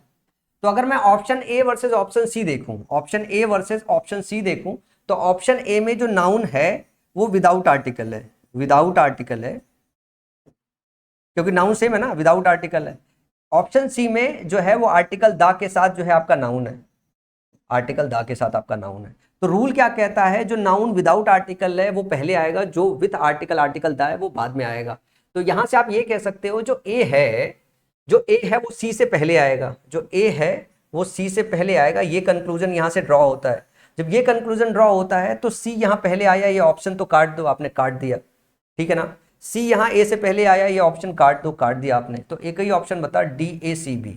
DACB इसकी मीनिंग समझना चाहो तो समझ लो, news from its reception to printing. जो न्यूज है उसके रिसेप्शन से प्रिंटिंग तक goes through a series of interconnected stage. जो न्यूज होती है वो रिसेप्शन से लेके प्रिंटिंग तक एक जो है कनेक्टेड सीरीज के थ्रू जो है जाती है। यहाँ पे ये बात बोली गई, फिर वो पूरी सीरीज मेंशन किया गया है। उसके बाद बताया गया कि सबसे पहले क्या होता है, इट इज रिसीव्ड बाय सब editors through the correspondents the reporters and via the news agency. सब एडिटर्स के पास ये पहले रिसीव होती है, ऑप्शन ए दिया है। फिर सी में दिया हुआ है द सब एडिटर्स, जो सब एडिटर्स है उसके बाद क्या करता है, उसको एग्जामिन करता है the news and reward it if needed, उसे रिवॉर्ड करता है। अब इसके बाद जरा ध्यान से देखना जो है, और ऑप्शन लिखा हुआ है क्या, ऑप्शन जब बी में दिया हुआ है नेक्स्ट, जब ये हो सब कुछ हो जाता है तो आखिरी में क्या होगा, next it is passed on the chief sub editor. ये सब एडिटर और ये सब एडिटर, ये सब एडिटर सेम नहीं, यहाँ पे चीफ लगा हुआ है। तो जो पोस्ट होती है, एक सब एडिटर होता है, एक चीफ सब एडिटर होता है। तो ये अलग पर्सनालिटी है, ये अलग पर्सनालिटी है। तो जो आर्टिकल द लिखा है, ये दोनों सेम पर्सनालिटी है, ये अलग पर्सनालिटी है। तो द चीफ सब एडिटर जो होगा उसके बाद क्या करेगा, वो थ्रोली चेक करता है मैटर को अगेन एंड मेक चेंजेस, अगर जरूरत समझ में आती है तो करता है। तो ये पूरा सीरीज वर्णित है। इस क्वेश्चन को क्रैक करने के लिए हमने क्या इस्तेमाल किया, हमने इस्तेमाल ये किया है कि हम ऑप्शन ए से स्टार्ट नहीं कर सकते हैं, ऑप्शन सी से स्टार्ट नहीं कर सकते हैं, उससे हमने ऑप्शन को काट लिया, और हमने ये इस्तेमाल किया हुआ है कि जो ए है वो किसके पहले आएगा, वो सी के पहले आएगा। इससे हमारा सारा क्वेश्चन ही क्रैक हो गया। समझ में आया? ग्रामर का बड़ा यार बड़ा मधुर रोल है। अगर मेरी सीरीज थोड़ा बोर लगे तो थोड़ा बोर होकर पढ़ाई कर लीजिएगा, पढ़ना बहुत ज़रूरी है यार। हंसी मजाक क्लास में ये वो समय नहीं है कि मैं थोड़ा आपके लिए हंसी मजाक थोड़ा गुदगुदाता तो थोड़ी क्लास करते हुए क्वेश्चन के बाद चुटकुला छोड़ दूँ ताकि ये क्लास थोड़ा इंटरटेनिंग बना रहे। मोटा मोटा जो है, मैंने एक वीडियो में आपको बोला भी था कि देखो, अगर आप वाकई में चाहते हो कि आपके माँ बाप के चेहरे पे मुस्कुराहट हो, ठीक है ना, आप नरक जैसी ज़िंदगी से बाहर निकल के थोड़ा सा अपनी ज़िंदगी का स्तर अच्छा करना चाहते हो, तो ज़रूरी आप सिद्ध से पढ़ लो। या सबसे बड़ा जो मोटिवेशन होता है वो इस उम्र में, जब आप ग्रेजुएशन कर रहे होते हैं, ग्रेजुएशन के बाद की उम्र में, तो ये हमारी युवा अवस्थाएं होती है, हमारे जो है दोस्त होती हैं, गर्लफ्रेंड्स होती हैं, हम जोड़े में रहना पसंद करते हैं, और सबके जो है कहीं ना कहीं अफेयर्स चल रहे होते हैं, हमें कोई ना कोई पसंद आ ही जाती है, और जो हमें पसंद आ जाती है वो ऐश्वर्या राय से भी खूबसूरत होती है, और यही ज़िंदगी की हकीकत है। वो काली हो, गोरी हो, लूली हो, लंगड़ी हो, बुद्धिमान हो, बहुत खूबसूरत हो, लेकिन वही हमारे लिए ऐश्वर्या राय है, वही हमारे लिए कटरीना कैफ है। उसके अलावा हमारी ज़िंदगी में कुछ और होता ही नहीं है। अगर आप ये चाहते हो कि आपकी गर्लफ्रेंड जिसको आप बेहद मोहब्बत करते हो वो किसी और की बीबी ना बने, तो जरूरी है इस सीरीज को सिद्ध से पढ़ लो। और मैं आपको एक बात और बता दूं कि लड़कों के पापा नहीं होते, लड़कियों के पापा होते हैं। क्योंकि लड़कियों के पापा भी हमारे पापा होते हैं और हमारे पापा लड़कियों के पापा नहीं होते हैं। इधर रेयर 1% 2% केस होगा जब लड़कियां शादी करके आती है और लड़के के पिताजी को अपना पिताजी समझ ले। लड़के अपने पिताजी को पिताजी नहीं समझते, पर लड़की के माँ बाप को माँ बाप वाकई में समझने लगते हैं, क्योंकि उनका 2 दिन का मुलाकात होता है तो ससुराल में उनको जो है बहुत सारा जो है प्यार मिलता है, क्योंकि वो 2 दिन के मेहमान होते हैं, मोहब्बत ही होती है। अपने घर में रोज़ रहना होता है तो माँ बाप रोज़ डांटते हैं, और वो डांट में एक्चुअल प्यार होता है जो दिखाई नहीं देता है। लोगों को लगता है हमारे माँ बाप तो हमारे माँ बाप ही नहीं है। मोटा मोटा यही बात है। ये सीरीज़, ये एग्ज़ाम आपके उस वाली लाइफ की स्टेज की सबसे बड़ी लड़ाई है जिसमें आपको थोड़ी आपके लिए फाइनेंशियल स्टेबिलिटी दिलाता है, क्योंकि इस उम्र के बाद भी आपका माँ बाप आपका खर्चा उठाए ये बिल्कुल सही नहीं है। मतलब आपकी पढ़ाई तक उनकी जिम्मेदारी होती है खर्चा उठाने का, इसके बाद अब आपकी जिम्मेदारी होती है अपना खुद का खर्चा उठाना, अपनी अय्यासियों का खर्चा उठाना, और अपने माँ बाप के बूढ़े होते हुए ज़िंदगी के लिए थोड़े पैसे कमाना। ये सीरीज़ आपके उन सारे सपनों को सजोने में मदद करने में जो है मदद करेगी। तो ज़रूरी है कि आप चीज़ों को बहुत प्यार और बहुत मोहब्बत से देखें, इसको, इन सारी चीज़ों को अच्छे से सीखें। अगला क्वेश्चन है, दिया हुआ है the moment Hari stepped down from the train he was greeted at the platform by the people of his small town. यहाँ पे दिया हुआ है कि जैसे ही हरी स्टेप डाउन करता है अपने ट्रेन से, वो ग्रीट किया जाता है प्लेटफॉर्म पे by the people of his small town. ये भी जो स्ट्रक्चर है S1 से S6 है। जब S1 से S6 आता है तो लोगों को लगता है ऊपर और नीचे वाला फिक्स कर दिया गया, 4 बीच में सही करना। ये ज़्यादा आसान क्वेश्चन नहीं, ये ज़्यादा डिफिकल्ट क्वेश्चन होता है। क्वेश्चन जो सिर्फ 4 ऑप्शन दिए होते हैं वो ज़्यादा आसान होता है। अब यहाँ पे ध्यान से देखो, they consider him a real patriot. हम बात कर रहे हैं दे की, तो ये क्या है, प्लूरल प्रोनाउन है। जब ये प्रोनाउन प्लूरल है तो ध्यान से देखिए, ये जो है ना, ये उन गांव के लोगों के लिए आया है। ध्यान से पढ़ोगे, जो द पीपल लिखा हुआ है यही आपका प्लूरल जो है नाउन है, इन्हीं के लिए आया हुआ है। Now he was back after a victorious battle. अभी जो आया है वो विक्टोरियस बैटल से आया है। अब ये जो हम ही की बात कर रहे हैं और नाउ की बात कर रहे हैं, जो अब की बात कर रहे हैं, जरा ध्यान से देखिएगा।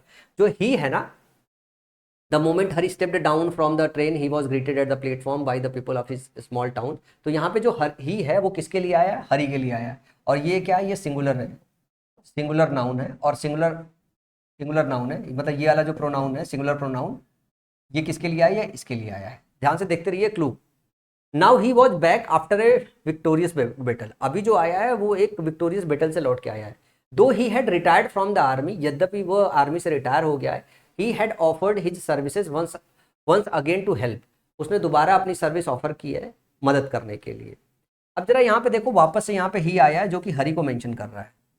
दे had gathered there with garlands and a band to welcome him home. They had gathered, वो गैदर हुए हैं there with garlands and a band to welcome him home. ये जो दे आया ये किसके लिए आया? द पीपुल के लिए आया है। और देयर किसके लिए आया है? ये प्लेटफॉर्म के लिए आया है। देयर किसके लिए आया? प्लेटफॉर्म के लिए आया। अब जरा ध्यान से समझिएगा, अगर ये बात सारी आप समझ गए हो तो एक बात समझिएगा। जो आपका S1 है, S1 में दो नाउन मेंशन है। एक नाउन आपका सिंगुलर है जो कि हरी है, और दूसरा जो नाउन है जो पीपल है जो कि आपका प्लूरल है। इसके लिए भी आपके दो ऑप्शन में ही दिया हुआ है, इसके लिए भी दो ऑप्शन में आपके ही दिया हुआ, और इसके लिए भी दो ऑप्शन में आपके दे दिया हुआ है। लेकिन दोनों के जो नाउन है, जो दोनों के नाउन है, दोनों के नाउन S1 में दिए हुए हैं। तो ये वाले का भी कोई ऑप्शन इसके साथ आ सकता है, ये वाले का भी कोई ऑप्शन इसके साथ आ सकता है। तो ये जो आपने एनपी अप्रोच सीखा था, जो एनपी अप्रोच सीखा था, जबकि यहाँ पे बहुत सारा प्रोनाउन दिया हुआ है, ये पूरा रूल यहाँ पे फेल हो जाएगा, पूरा का पूरा रूल फेल हो जाएगा। आप यहाँ पे एनपी अप्रोच लगा ही नहीं पाओगे, क्योंकि ये भी ऑप्शन इसके बाद आ सकता है, ये भी ऑप्शन आ सकता है, ये भी आ सकता है, ये भी आ सकता है। अब बड़ी दुविधा वाली बात होगी भैया, बहुत दुविधा वाली बात होगी। अब बहुत दुविधा वाली बात हो गई तो जरा इस पे ध्यान दीजिए, देयर पे। यहां पे ध्यान दीजिएगा, इस पे देयर पे। They had gathered there with garlands and band.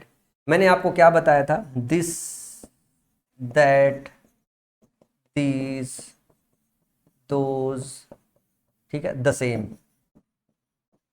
अब एक और शब्द इसके अंदर और ऐड कर लो, देयर। देयर क्या करता है? किसी प्लेस को पॉइंट आउट कर रहा है, डिमोस्ट्रेट तो ये भी कर रहा है ना, देयर प्लेस को बता रहा है ना, वहां पे। तो ये जो देयर है ना, ये भी पेयर बनाता है जिसको ये संकेत कर रहा होता है, क्योंकि ये देयर आया किसके लिए? प्लेटफॉर्म के लिए आया, तो ये उसके साथ जुड़ता है, क्लब होता है, पेयर बनाता है। एलिमिनेट नहीं करते, ये ऑप्शन पे लेगा, ये बाद में आएगा। जो देयर होता है, ठीक है ना, हियर और देयर जैसे शब्द, ये भी क्या करते हैं? डिमोस्ट्रेट करते हैं। तो डिमोस्ट्रेट करने वाले जो आपके वर्ड्स होते हैं, वो जिसको डिमोस्ट्रेट कर रहे हैं उसके साथ पेयर बनाते हैं, इमीडिएटली उसके बाद आते हैं जिसको ये डिमोस्ट्रेट कर रहे होते हैं। तो इससे सिर्फ ये निष्कर्ष निकल के आ रहा है इस वाले रूल से, कि जो S1 होगा वो D के साथ अपना जो है सिंक करेगा। जब S1 D के साथ सिंक करेगा तो दो ऑप्शन आप काट दोगे, दो ऑप्शन आप काट दोगे। अब जो बचा हुआ ऑप्शन है, ठीक है ना, they considered him a real patriot. Now he was back after a victorious battle. Now he had retired from the army. He had offered his service once again to help.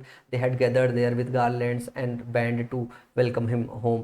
तो ये जो option है, आपको ये पता चल गया कि ये वाला जो ऑप्शन है ये क्या होगा? ये आपका आएगा S1 के बाद D, S1 के बाद ये आएगा। जरा ध्यान से देखिए। They had gathered there with garlands and a band to welcome him home. कि वहां पे वो गैदर हुए थे किस बात के लिए? वो इस बात के लिए गैदर हुए थे कि वो जो है मतलब लौट के आया, वेलकम करने के लिए गैदर हुए थे, ठीक है ना। अब एक चीज इसमें बी और सी में जरा ध्यान से देखिएगा, यहां से एक बात का निष्कर्ष निकाल सकते हो। Though he had arrived from, he retired from the army, he had offered his services once again to help, now he was back after a victorious battle. तो अगर मैं यहाँ पे बात करूं सी और जो है बी में कौन पहले आएगा?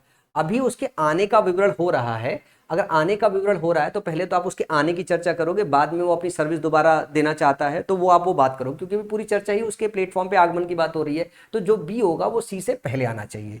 क्या इससे कहीं आप निष्कर्ष निकाल पा रहे हो? यस, बी सी से बाद आ रहा है, बी सी बी से पहले आ रहा है। तो ध्यान से देखिए, अगर मैं बी और सी की बात कर रहा हूं तो बी ऑप्शन जो है सी से पहले आना चाहिए। बी ऑप्शन सी से पहले इसमें आ रहा है, तो डी भी लिया है, फिर हमने ए सी लिया है, डी भी लिया है और फिर हमने ए सी लिया हुआ है। तो ये एक ऑप्शन इसमें आ गया, और डी ए सी भी आया है। तो एक बार इसको जो मीनिंग है थोड़ी सी आपको थोड़ी समझनी पड़ेगी, क्योंकि मीनिंग जो एक्शन है ना, वो एक्शन यहाँ पे आपको, जैसे मैंने बोला कि जब सारा कुछ फेल हो जाए तो आपको एक्शन प्रोजाली लगानी पड़ेगी, क्योंकि आपका जो नाउन प्रोनाउन अप्रोच दिया है वो सारा खत्म हो गया है। तो अब आपको क्या करना पड़ेगा, आप सेंटेंस की मीनिंग समझने लगोगे। जब सेंटेंस की मीनिंग समझने वाली बात आ जाएगी तो पूरा पैराग्राफ की मीनिंग समझना पड़ता है। तो यहाँ पे चलो वन बाई वन हम समझते हैं। जैसे मैंने आपको बताया कि जो बी है वो मीनिंग के हिसाब से जो चर्चा चल रही है वो क्या है कि पहले उसके आगमन की चर्चा होगी, बाद में उसने रिटायर की मतलब रिटायर हो गया, फिर भी वो अपना सर्विस देना चाहता है, वो चर्चा करेंगे। और फिर जरा ध्यान से देखो, देख considered him a real patriot, वो उसे समझते हैं एक रियल पैट्रियाट। तो डी के साथ अगर हम ए लेते हैं कि दे considered him a real patriot, तो हमारा एक सीक्वेंस बनता है क्या, एक रूल जो बनता है ग्रामर का, जरा ध्यान से देखिएगा। नाउन, उसका प्रोनाउन, फिर उसका प्रोनाउन बनता है ना। मैंने आपको क्या बताया था, कोई नाउन है फिर प्रोनाउन होना चाहिए, बीच में हॉल्ट नहीं होना चाहिए। ग्रामर का एक रूल बताया था, जो रूल नंबर 3 बताया था। तो अगर मैं कहूं कि अगर मैंने प्लूरल प्रोनाउन से स्टार्ट कर दिया है, दे इसमें लिया है, तो मैं इसमें भी दे ले लूं, ठीक है। फिर उसके बाद अगर मैं बात करूं दूसरा नाउन लूं, इसमें ही ले लूं उसका प्रोनाउन और फिर उसमें ही ले लूं, तो बात बन जाएगी आपकी। वो रूल नंबर 3 इस पे अप्लाई हो सकता है। तो जरा ध्यान से देखो, अगर मैं कुछ इसको इस तरीके से कहूं और मीनिंग के हिसाब से अगर इसको निकालना चाहो तो, कि the moment Hari stepped down from the train he was greeted at the platform by the people of his small town. जैसे ही वो नीचे उतरा, वो ग्रीट किया गया जो है अपने लोगों से। उसके बाद लिखा हुआ है, लोग वहां पे इकट्ठा हुए थे गारलैंड के साथ, टू वेलकम हिम होम। वो उनको घर वेलकम के लिए, और हम ये कह सकते हैं कि वो कंसिडर करते थे उसको एक रियल हीरो की तरह। आपको बात यहाँ पे समझ में आएगी। फिर उसके बाद आप दो के साथ ये बात कह सकते हो कि यद्यपि, अब यहाँ पे यद्यपि कह सकते हो कि वो रिटायर हो गया था आर्मी से, he had offered his service once again to help. उसने दोबारा सर्विस ऑफर किया हुआ है हेल्प करने के लिए। Now he was back after a victorious battle. अब वो आया है विक्टोरियस बैटल के लिए, अब वो आया है विक्टोरियस बैटल के लिए। तो बी सी और सी बी का सीक्वेंस था। अगर हम डी के साथ ए ले लेते हैं, ध्यान से देखो, डी के साथ अगर हम ए ले लेते हैं, दे कंसीडर हम रियल बैट, तो हमारा जो सी और बी का सीक्वेंस है, जो हम सी का बी का सीक्वेंस है, now he was back after a victorious battle जो हम लिख रहे हैं, तो यहाँ पे हमको डी के साथ जैसे हम ए लेंगे तो पहले हमें सी लेना पड़ेगा कि though he had retired from the army, he had offered his services once again to help, और now he was back after a victorious battle.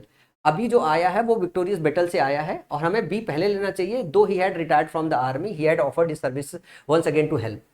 तो हमें क्या ऑप्शन बी पहले लेना चाहिए, now he was back after a victorious battle.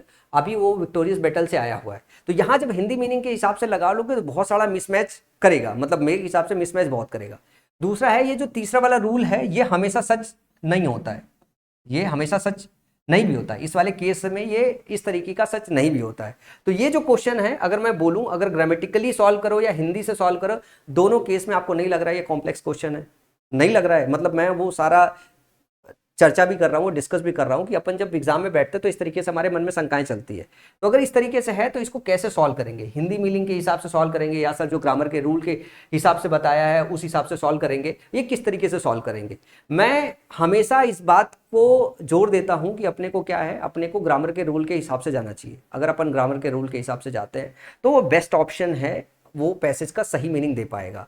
अब passage के सही मीनिंग के हिसाब से हमारा जो रूल नंबर मैंने ग्रामर के हिसाब से बताया वो रूल सबसे बेहतर रूल हो सकता है। अब इसको एक बार वापस से हिंदी मीनिंग के हिसाब से मैं थोड़ा समराइज करता हूं ताकि आप इसको सही से समझ पाओ कि हमने क्या काम कहा। अब इसकी हिंदी मीनिंग को एक बार समझ लो।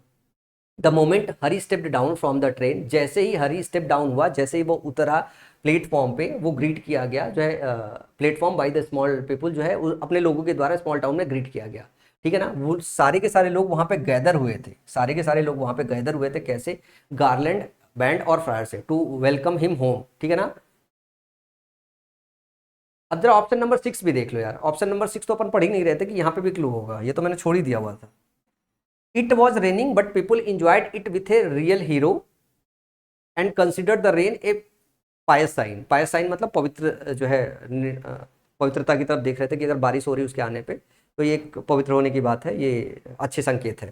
तो it was raining but people enjoyed it with a real hero and considered the rain a pious sign.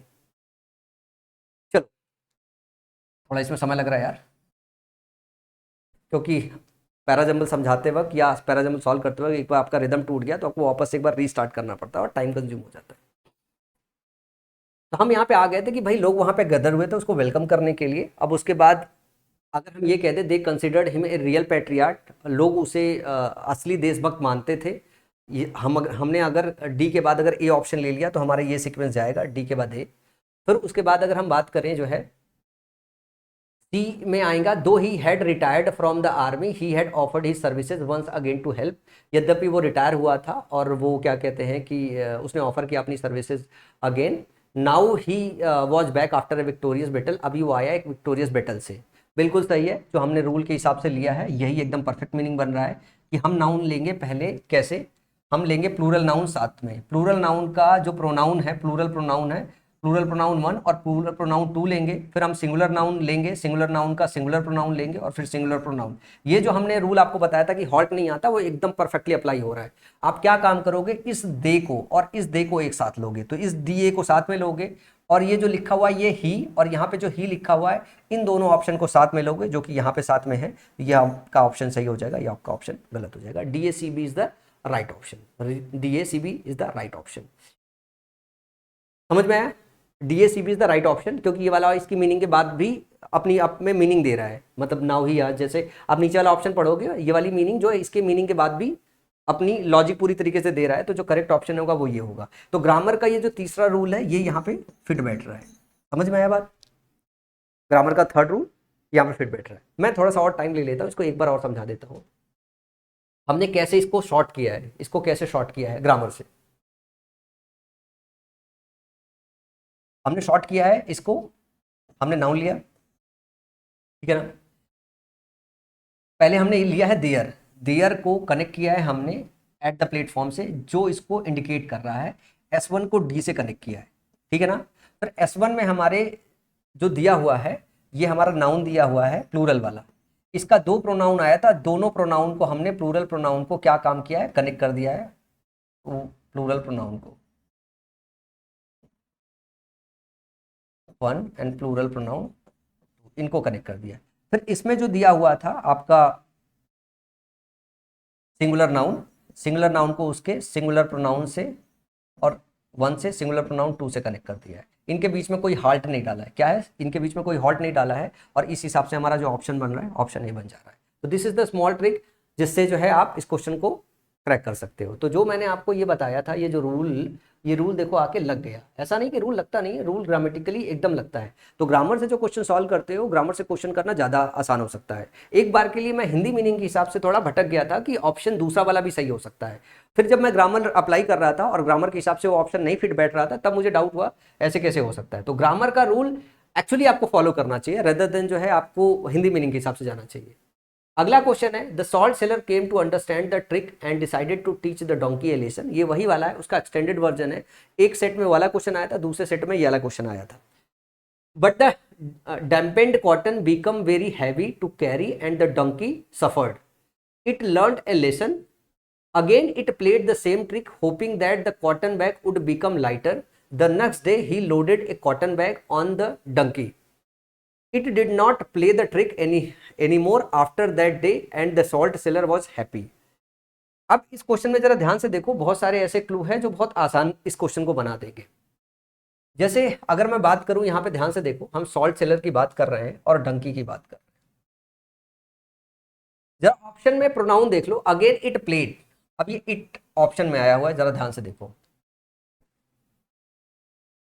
It did not play the trick any more, यहां पे आया हुआ है, जरा ध्यान से देखो। The next day the loaded a cotton bag on the donkey. अब यहाँ पे द डंकी भी आया हुआ है, आर्टिकल द के साथ भी आया हुआ है, ठीक है ना। द कॉटन बैग भी आया है, द कॉटन बैग भी आया है, अ कॉटन बैग दिया हुआ है, द डैम्पेंड कॉटन दिया हुआ है। ध्यान से देखो, ये S1 A B C और D और S6 में चलते हैं अपन। सबसे पहले जो मुझे दिखाई दे रहा है वो ये दिखाई दे रहा है ऑप्शन डी। मेरे को एक बात समझ में आ रही है, ऑप्शन डी पहले आएगा किसके किसके, आर्टिकल ए से कॉटन बैग को आप इंट्रोड्यूस करोगे, फिर उसके बाद आर्टिकल द के साथ इसको मेंशन करोगे और द डैम्पेंड कॉटन जब लिखोगे तो भी वो उसके बाद ही आएगा। जब तक आप कॉटन बैग मेंशन नहीं करोगे तब तक आप द कॉटन बैग नहीं लिख सकते हो, द डैम्पेंड कॉटन नहीं लिख सकते हो। तो जो डी आएगा वो ए और जो है आपका सी ऑप्शन है, इन दोनों से पहले आएगा। जैसे ये क्लू मुझे मिलता है वैसे मैं ऑप्शन एलिमिनेट करना चालू करता हूँ। डी के बाद कहीं ए और सी आया हो, मतलब डी यहाँ पे पहले आया है, ठीक है, डी पहले आना चाहिए, ए सी जो है बाद में आना चाहिए। तो ए सी अगर कहीं डी से पहले आ गया है तो वो वाला ऑप्शन अपन काट देंगे। इन दो ऑप्शन में डी पहले आया है तो डी वाला ऑप्शन हमने रखा, बाकी दो ऑप्शन हमने काट दिया, ऑप्शन हमने एलिमिनेट कर दिया। अब जरा ध्यान से देखो, it learn A lesson, it learn A lesson, ये इट किसके लिए आया, ये डंकी के लिए आया, ये किसके लिए आया, डंकी के लिए।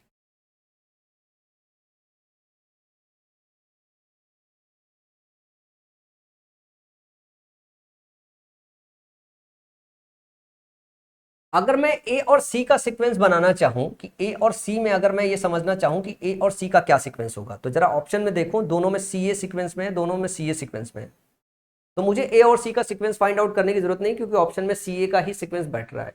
बस आपको देखना है जो बी ऑप्शन है, बी ऑप्शन जो है वो ए सी से पहले आना चाहिए या ए सी के बाद में आना चाहिए। बी में दिया हुआ इट लर्न ए लेसन, उसने एक लेसन सीख लिया, लेकिन उसके पहले आप ये तो देख लो क्या क्या हुआ है। Salt seller came to understand, salt seller को जो है समझ में आ गई the trick and decided to teach the donkey a lesson, उसने डिसाइड किया कि डंकी को एक लेसन सिखाएगा, ठीक है ना। फिर उसके बाद कायदे से आना चाहिए आपका डी से, ऑप्शन स्टार्ट हो रहा है, डी से स्टार्ट होगा। The next day he loaded a cotton bag on the donkey, उसने क्या काम किया, उसने एक कॉटन बैग को जो है डंकी के ऊपर लोड कर दिया, ऑप्शन आ गया, लोड कर दिया, ठीक है ना। उसके बाद जैसे ही उसने लोड किया, उसके बाद क्या हुआ, again it played the same trick hoping that the cotton bag would become lighter. उसने दोबारा क्या काम किया, जैसे ही उसने उसके ऊपर अपलोड कर दिया है तो उसने सेम ट्रिक किया है कि जो कॉटन बैग हो वो क्या हो, लाइटर हो जाए। तो डी के बाद सी जो है आपका एक ऑप्शन है जो आएगा, ठीक है ना। But the dampened cotton became very heavy to carry and the donkey suffered. उसके बाद क्या हुआ, लेकिन जो डैम्पेंड कॉटन था वो और हैवी हो गया और डंकी सफर करने लगा। तो जब वो ज्यादा सफर करने लगा, पहले वो लाइट कर रहा था, पिछला वाला ऑप्शन आपको पढ़ा होगा, तो उससे क्या होगा कि उसको एक लेसन समझ में आ गया। फिर it did not play the same trick, उसके बाद उसने ट्रिक नहीं प्ले किया any more after that day and the salt seller was happy, उसके बाद सॉल्ट सेलर हैप्पी हो गया। तो जो सही ऑप्शन होगा डी के बाद क्या आएगा, डी के बाद जो है आपका सी आएगा, ठीक है ना। और सी के बाद वापस से क्या आएगा, ए आएगा, ए के बाद आएगा बी। तो D C A B is the right option, और D B C A right option नहीं होगा। समझ में आया। तो इनके जो सीक्वेंस है ये इस तरीके से, इस फॉर्मेट में, इस वाले क्लू से आप आसानी से निकाल सकते हो और थोड़ी सी मीनिंग का सहारा ले सकते हो और ये क्वेश्चन सॉल्व हो जाएगा। अच्छा, इस क्वेश्चन में हिंदी मीनिंग का सहारा लेना ज्यादा आसान था, पिछले क्वेश्चन में हिंदी मीनिंग का सहारा लेना ज्यादा डिफिकल्ट था क्योंकि क्वेश्चन ज्यादा कॉम्प्लेक्स था। अगला जरा ध्यान से देखो, once a daughter complained to her father that her life was miserable and that she did not know how she was going to tackle it। एक बार की बात है, एक जो बच्ची है वो कंप्लेन करती है अपने पिताजी से that her life was miserable, उसकी लाइफ जो है मिजरेबल हो गई, and that she did not know how she was going to tackle it, और उसे नहीं पता वो उसे कैसे टैकल कर सकती है। Her father safe took her to the kitchen. जब हम बात कर रहे हैं अ डॉटर की, तो ये जो हर आया वो किसके लिए आया है, ये जो हर आया है वो लड़की के लिए आया है, ए डॉटर के लिए आया है। She was tired of fighting and struggling all the time, यहां पे फिर सी आया है। फिर लिखा he filled 3 pots with water and placed each on a high fire, यहां पे फिर ही आया है। It seemed as if just as one problem was solve another one followed, ऐसा प्रतीत होता है। अब वो ऐसा कहां पे मेंशन है, ये भी एक क्लू है जिससे आप देख सकते हो। When the 3 pots began to boil, he placed potatoes in one pot, eggs in the second pot, and ground coffee beans in the third pot. अब जरा ध्यान से देखना इन सारे क्वेश्चन के क्लू में। सबसे पहला जो क्लू आपको देखने को मिल रहा है, ये मिल रहा है आपको सी यहां पे। ये क्या है, सब्जेक्टिव केस का प्रोनाउन। और ये क्या है, टुक हर फादर अच्छा safe took her to the kitchen, ये है ऑब्जेक्टिव केस का प्रोनाउन। सब्जेक्टिव केस का प्रोनाउन है, ऑब्जेक्टिव केस का प्रोनाउन है।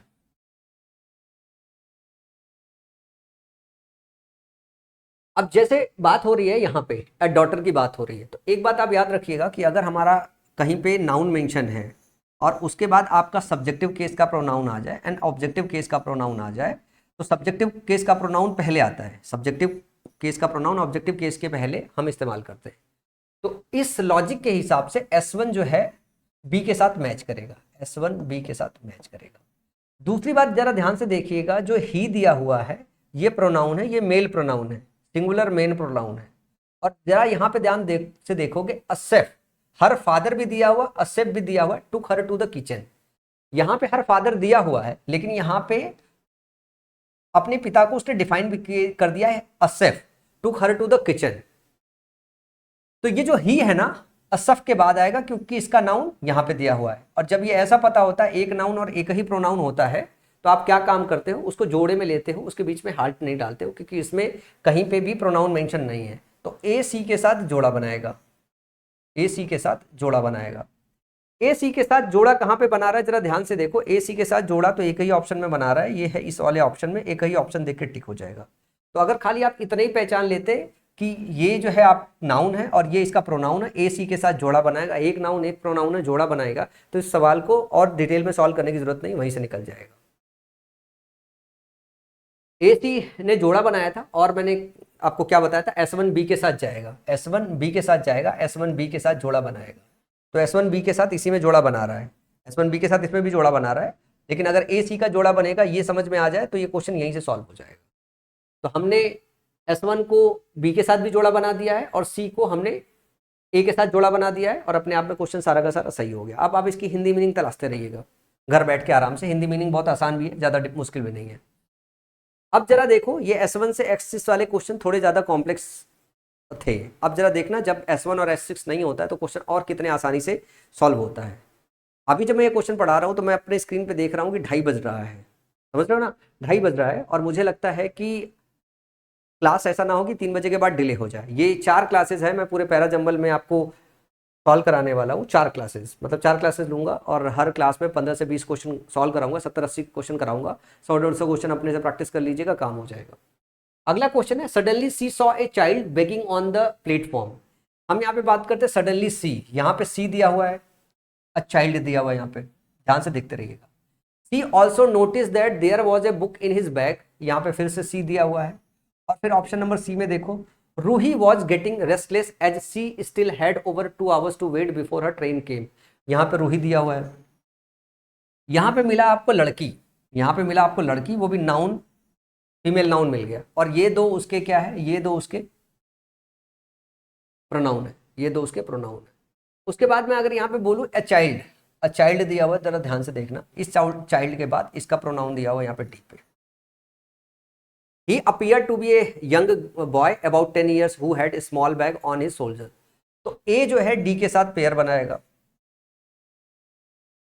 भाई मैंने कहा कि मान लो हमें रूही मिल गई थी, रूही मिल गई है, रूही के दो प्रोनाउन मिल गए हैं, तो हम सी को ए बी या सी बी ए कर सकते हैं। लेकिन हमको एक बात ये पता है कि जो ए है वो डी के साथ आएगा, ए है जो डी के साथ आएगा। ए अगर डी के साथ आएगा तो ये सीक्वेंस ऐसा होना चाहिए, अगर ए बी के साथ आ गया तो ये सीक्वेंस तो बन नहीं सकता है। तो C B A D is the right option होना चाहिए, जो कि ऑप्शन नंबर डी में दिया हुआ है, जो यहाँ पे दिया हुआ है। समझ में आया कैसे सॉल्व किया ग्रामर से? भैया रूही जो है ये अपने दोनों प्रोनाउन के साथ आएगी, और ये जो है वो अपने एक प्रोनाउन के साथ आएगा, तो डी को ए के साथ होना पड़ेगा।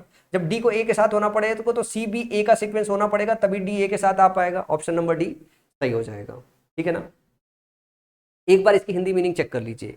मैं आपको एक बात और बता दूं, इस तरीके के केसेस में जरूरी नहीं है 100% टाइम, 100% टाइम नाउन, प्रोनाउन और प्रोनाउन वाला जो सीक्वेंस है वो पूरी तरीके से फॉलो करें। ये हमेशा 100% टाइम सच नहीं होता है, एक आध बार केसेस में ऐसा होता है, सेंटेंस की कंडीशन में होता यही है, लिखने का तरीका यही होता है, लेकिन कुछ ऐसी चीजें होती है जो बीच में कभी कभी डल जाती है। लेकिन आपको इस रूल को अप्लाई करना है, अगर आपको एग्जाम में इस तरीके का कंडीशन मिल जाता है तो आप इसको अप्लाई करके आइएगा। लेकिन इसको तब अप्लाई कीजिएगा जब आप को सबसे लेट अप्लाई करना हो। जैसे इस रूल में सबसे पहले आपको क्या अप्लाई करना चाहिए, सबसे पहले ये अप्लाई करना चाहिए कि हम बी ए और डी से स्टार्ट नहीं कर सकते, क्योंकि 3 प्रोनाउन से स्टार्ट है, मतलब हम सी से स्टार्ट करेंगे, और सी से स्टार्ट करने वाले 2 ऑप्शन है।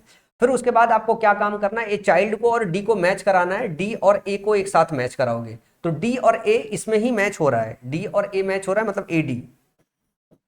एडी मैच हो रहा है, एडी इसमें भी है, एडी इसमें भी मैच है, ठीक है, एडी इसमें मैच है, एडी इसमें भी मैच है। फिर सी के साथ बी बहुत लेट में आया है, सी के साथ बी बहुत लेट में आया है।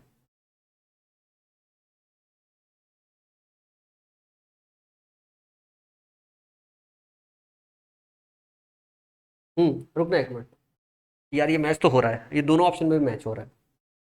Ruhi was getting restless as she still had over 2 hours to wait before her train came. अपन ने जो बनाया वो ये वाला ऑप्शन बनाया है, ठीक है।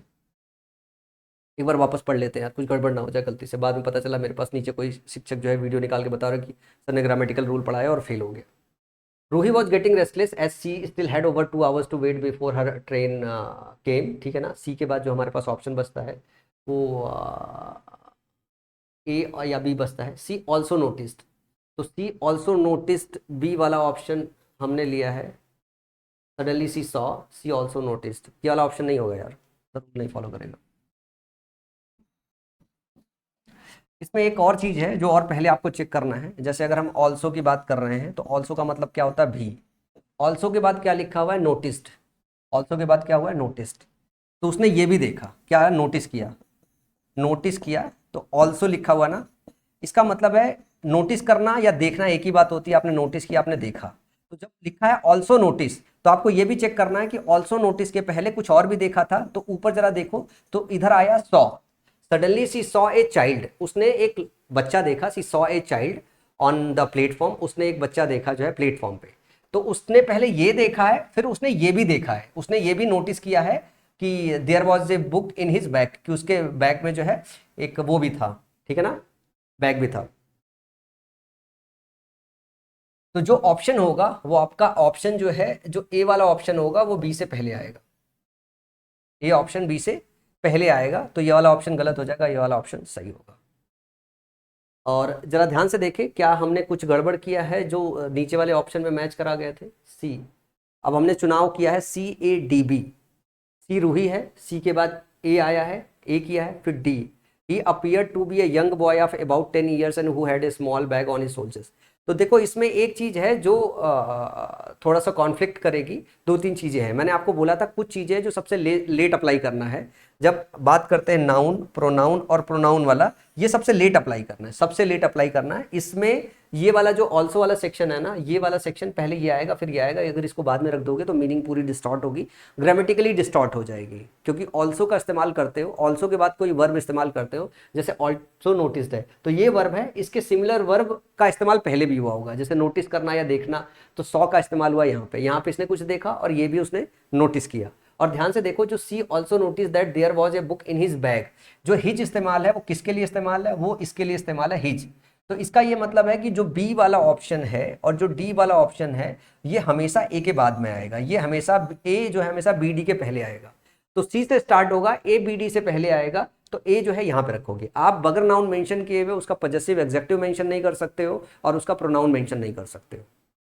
दो प्रोनाउन के बीच में एक तरीके का हॉल्ट डल जाता है, लेकिन ये नहीं होता है कि कोई भी नाउन है उस नाउन का पजेसिव एग्जेक्टिव वाला फॉर्म के साथ जो नाउन रखा हुआ है उसको पहले, जैसे हिज बैग की बात कर रहे हैं तो हिज जो है वो आप बाद मतलब पहले मेंशन कर दो, नाउन से पहले मेंशन कर दो, या उसका प्रोनाउन जो है उसको पहले मेंशन कर दो। तो सही जवाब क्या हो जाएगा, CADB। अगला है, later they set up their own art school gallery in the prison.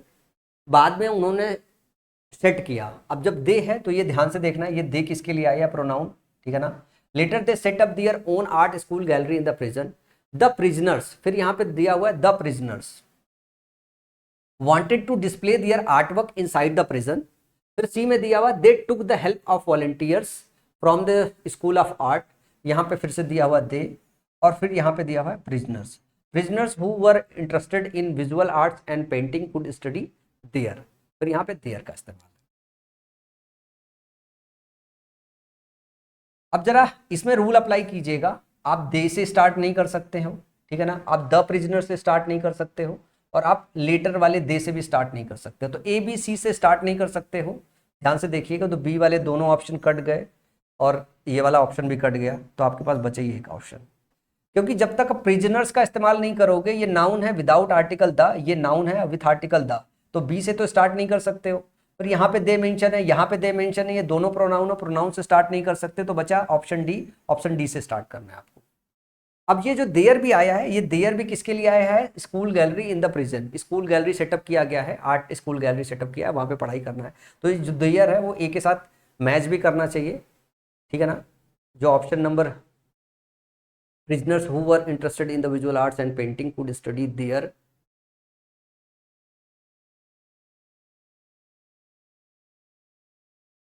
ये वाला क्वेश्चन भी गड़बड़ कर रहा है यार।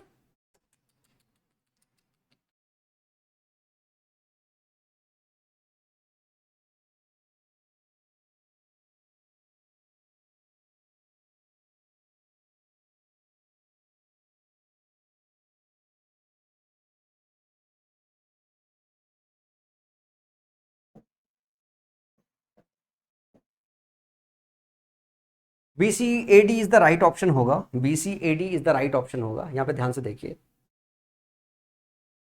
यहाँ पे the prisoners wanted to display their art work inside the prison. अब यहाँ पे जो प्रिजनर्स के पहले आर्टिकल दा लगा हुआ है, वो लगा हुआ है कि हम प्रिजन, जिस प्रिजन की बात कर रहे हैं उसी प्रिजनर्स की बात कर रहे हैं। यहाँ पे उस वजह से आर्टिकल दा का इस्तेमाल कर दिया गया यहाँ पे कि the prisoners wanted to display their art work inside the prison. Prisoners जो है अपना डिस्प्ले करना चाहते थे आर्ट वर्क प्रिजन के अंदर ही, ठीक है ना।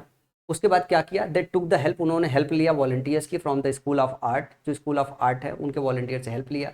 बाद में they set up their own art school gallery in the present, बाद में उन्होंने स्कूल आर्ट गैलरी जो है सेटअप किया है जो है। Prisoners who were interested in visual arts and painting could study there. तो ये जो देयर का इस्तेमाल है वो इसके लिए इस्तेमाल है, prisoners who were interested in visual arts and paintings could study there, वो वहाँ पे स्टडी कर सकते थे। तो इसका जो सही ऑप्शन है BCAD होगा, ठीक है ना। ये वाला जो ऑप्शन है जो यहाँ पे द प्रिजनर्स और प्रिजनर्स, ये रूल यहाँ पे अप्लाई नहीं हो पाएगा। यहाँ पे थोड़ी आपको हिंदी मीनिंग का सहारा लेना पड़ेगा। अगर ये थोड़ी हिंदी मीनिंग का सहारा नहीं लेंगे तो आपकी जो एक्शन क्रोनोलॉजी है वो मिसमैच हो जाएगी, वो मिसमैच हो जाएगी। जबकि इस ग्रामेटिकल रूल के हिसाब से जो ये ऑप्शन दिया हुआ है, जो अपन मैच करा रहे थे कि हम लेटर दे से स्टार्ट नहीं कर सकते और ए और सी से स्टार्ट नहीं कर सकते, तो सी वाले ऑप्शंस तो यहाँ पे हट गए थे। और अगर हम इस द प्रिजनर्स की वजह से अगर दो ऑप्शन ये वाले हटा देंगे तो हमारे पास DCAB बचेगा, DCAB बचेगा। तो जब DCAB आप करोगे ना तो ध्यान से इसकी मीनिंग को पढ़ो। मीनिंग भी आसान है, ऐसा नहीं डिफिकल्ट है। Prisoners who were interested in visual arts, prisoners जो विजुअल आर्ट में इंटरेस्टेड थे एंड पेंटिंग्स में, कुड स्टडी देयर, वो वहाँ पे अध्ययन कर सकते थे। ये वहाँ पे अध्ययन कर सकते थे, वो वहाँ पहले मेंशन करो कहाँ की बात हो रही है, बगैर वो कहाँ की जगह उसको कोट नहीं कर सकते हो। तो मतलब ये स्कूल आर्ट गैलरी जो प्रिजन में बनाई जा रही है ये उसको मेंशन कर रहा है। तो आपको जो A और D है ना इसको मैच कराना पड़ेगा, A और D को मैच कराना पड़ेगा। जब AD को मैच कराओगे तो आपके पास एक ही ऑप्शन AD मैच करता हुआ दो ऑप्शन मिल रहा है, C से ये वाला ऑप्शन मैच कर रहा है और ये वाला ऑप्शन मैच कर रहा है, AD वाला ऑप्शन मैच कर रहा है।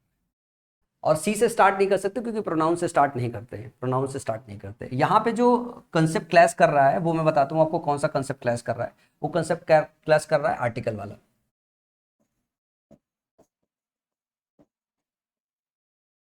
कौन सा कंसेप्ट क्लैश कर रहा है, आर्टिकल वाला।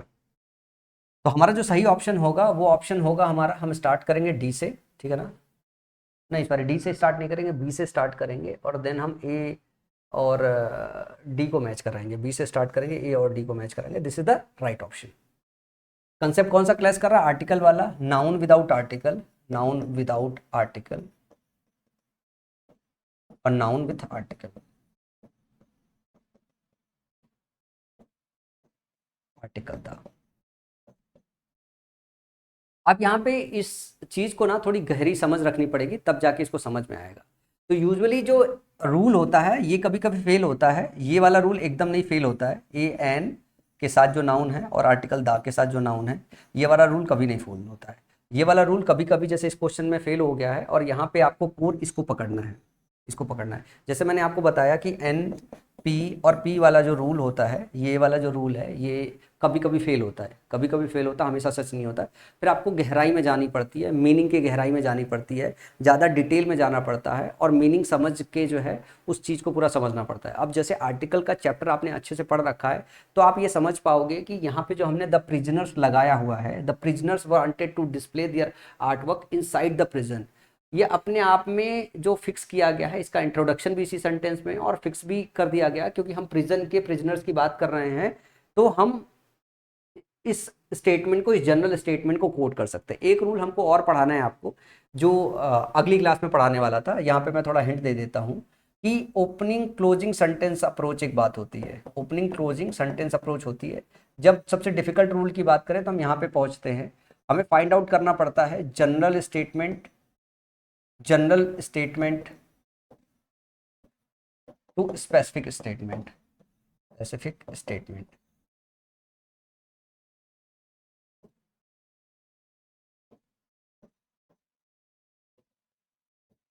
General statement to specific statement, जब हम ये फॉलो करते हैं ना कि जनरल स्टेटमेंट पहले रखते हैं फिर स्पेसिफिक स्टेटमेंट बाद में रखते हैं, तो वहां से इस ये स्टेटमेंट इसके कंपैरिजन में जनरल है, और अगर जनरल स्टेटमेंट है तो इसको हम बाद में रखेंगे। और जब हम जनरल टू स्पेसिफिक चलते हैं तो हमें बहुत सारा ग्रामेटिकल चीज़ों का सहारा लेना पड़ता है, और कई बार मीनिंग का सहारा लेना पड़ता है कि हम किसी चीज़ को इंट्रोड्यूस कर रहे हैं फिर उसको डिफाइन कर रहे हैं, इस तरीके की बात है। तो ये वाली जो है वो जनरल है, ये है स्पेसिफिक सेंटेंस। तो ये वाला सेक्शन पहले आएगा, ये वाला सेक्शन बाद में आएगा। तो ये वाला जो ऑप्शन करेक्ट होगा, ऑप्शन नंबर ए करेक्ट होगा। चलो आगे चलते हैं अगले क्वेश्चन की तरफ। अगला क्वेश्चन है हमारा, as he looked at them their their heads begin to hang low, Akbar glanced at his courtiers in search of an answer. Once Akbar asked his courtiers a very strange question, ठीक है ना, the courtiers were dumbfounded by his question. ध्यान से देखो, यहाँ पे अगर मैं बात करूँ, यहाँ पे हिज की बात करता हूँ मैं, ठीक है ना, और यहाँ पे ही की बात कर रहा हूँ मैं। यहाँ पे दियर हेड्स की बात करूँ, उनके हेड्स की बात कर रहे हैं, दियर प्लूरल होता है और हेड्स भी प्लूरल है। और Akbar glance at his courtiers, once Akbar asked his courtiers a very strange option. Option जरा ध्यान से देखो, या तो सी से स्टार्ट हो रहा है, या तो ए से स्टार्ट हो रहा है, या तो डी से स्टार्ट हो रहा है। तो courtiers were dumbfounded by his question, जो हिज है वो किसके लिए आया, अकबर के लिए आया है। तो जब तक अकबर डिफाइन नहीं कर लोगे तब तक आप हिज का इस्तेमाल नहीं कर सकते हो, तो ऑप्शन डी से स्टार्ट ही नहीं कर सकते हो, ठीक है ना। फिर अगर हम बात करें ऑप्शन ए से, ऑप्शन ए में प्रोनाउन दिया है, प्रोनाउन से स्टार्ट नहीं कर सकते हो, तो आपके पास बचा हुआ दो ही ऑप्शन हो गया है, ऑप्शन सी से दोनों स्टार्ट हो रहा है, तो सी से आपको स्टार्ट करना है, सी से आपको स्टार्ट करना है। अब आपको बस ध्यान से देखना है कि अगर हम once Akbar asked his courtiers a very strange question, ठीक है ना, अगर स्ट्रेंज क्वेश्चन पूछा जा रहा है, Akbar glanced at his courtiers in search of an answer, दिया है the courtiers were dumbfounded by his question, as he looked at them their heads begin to hang low, Akbar glanced at his courtiers in search of an answer. तो ये सारा कुछ दिया हुआ है, इसमें आपको मैच कराना है कि कौन सा जाएगा किसके बाद जाएगा।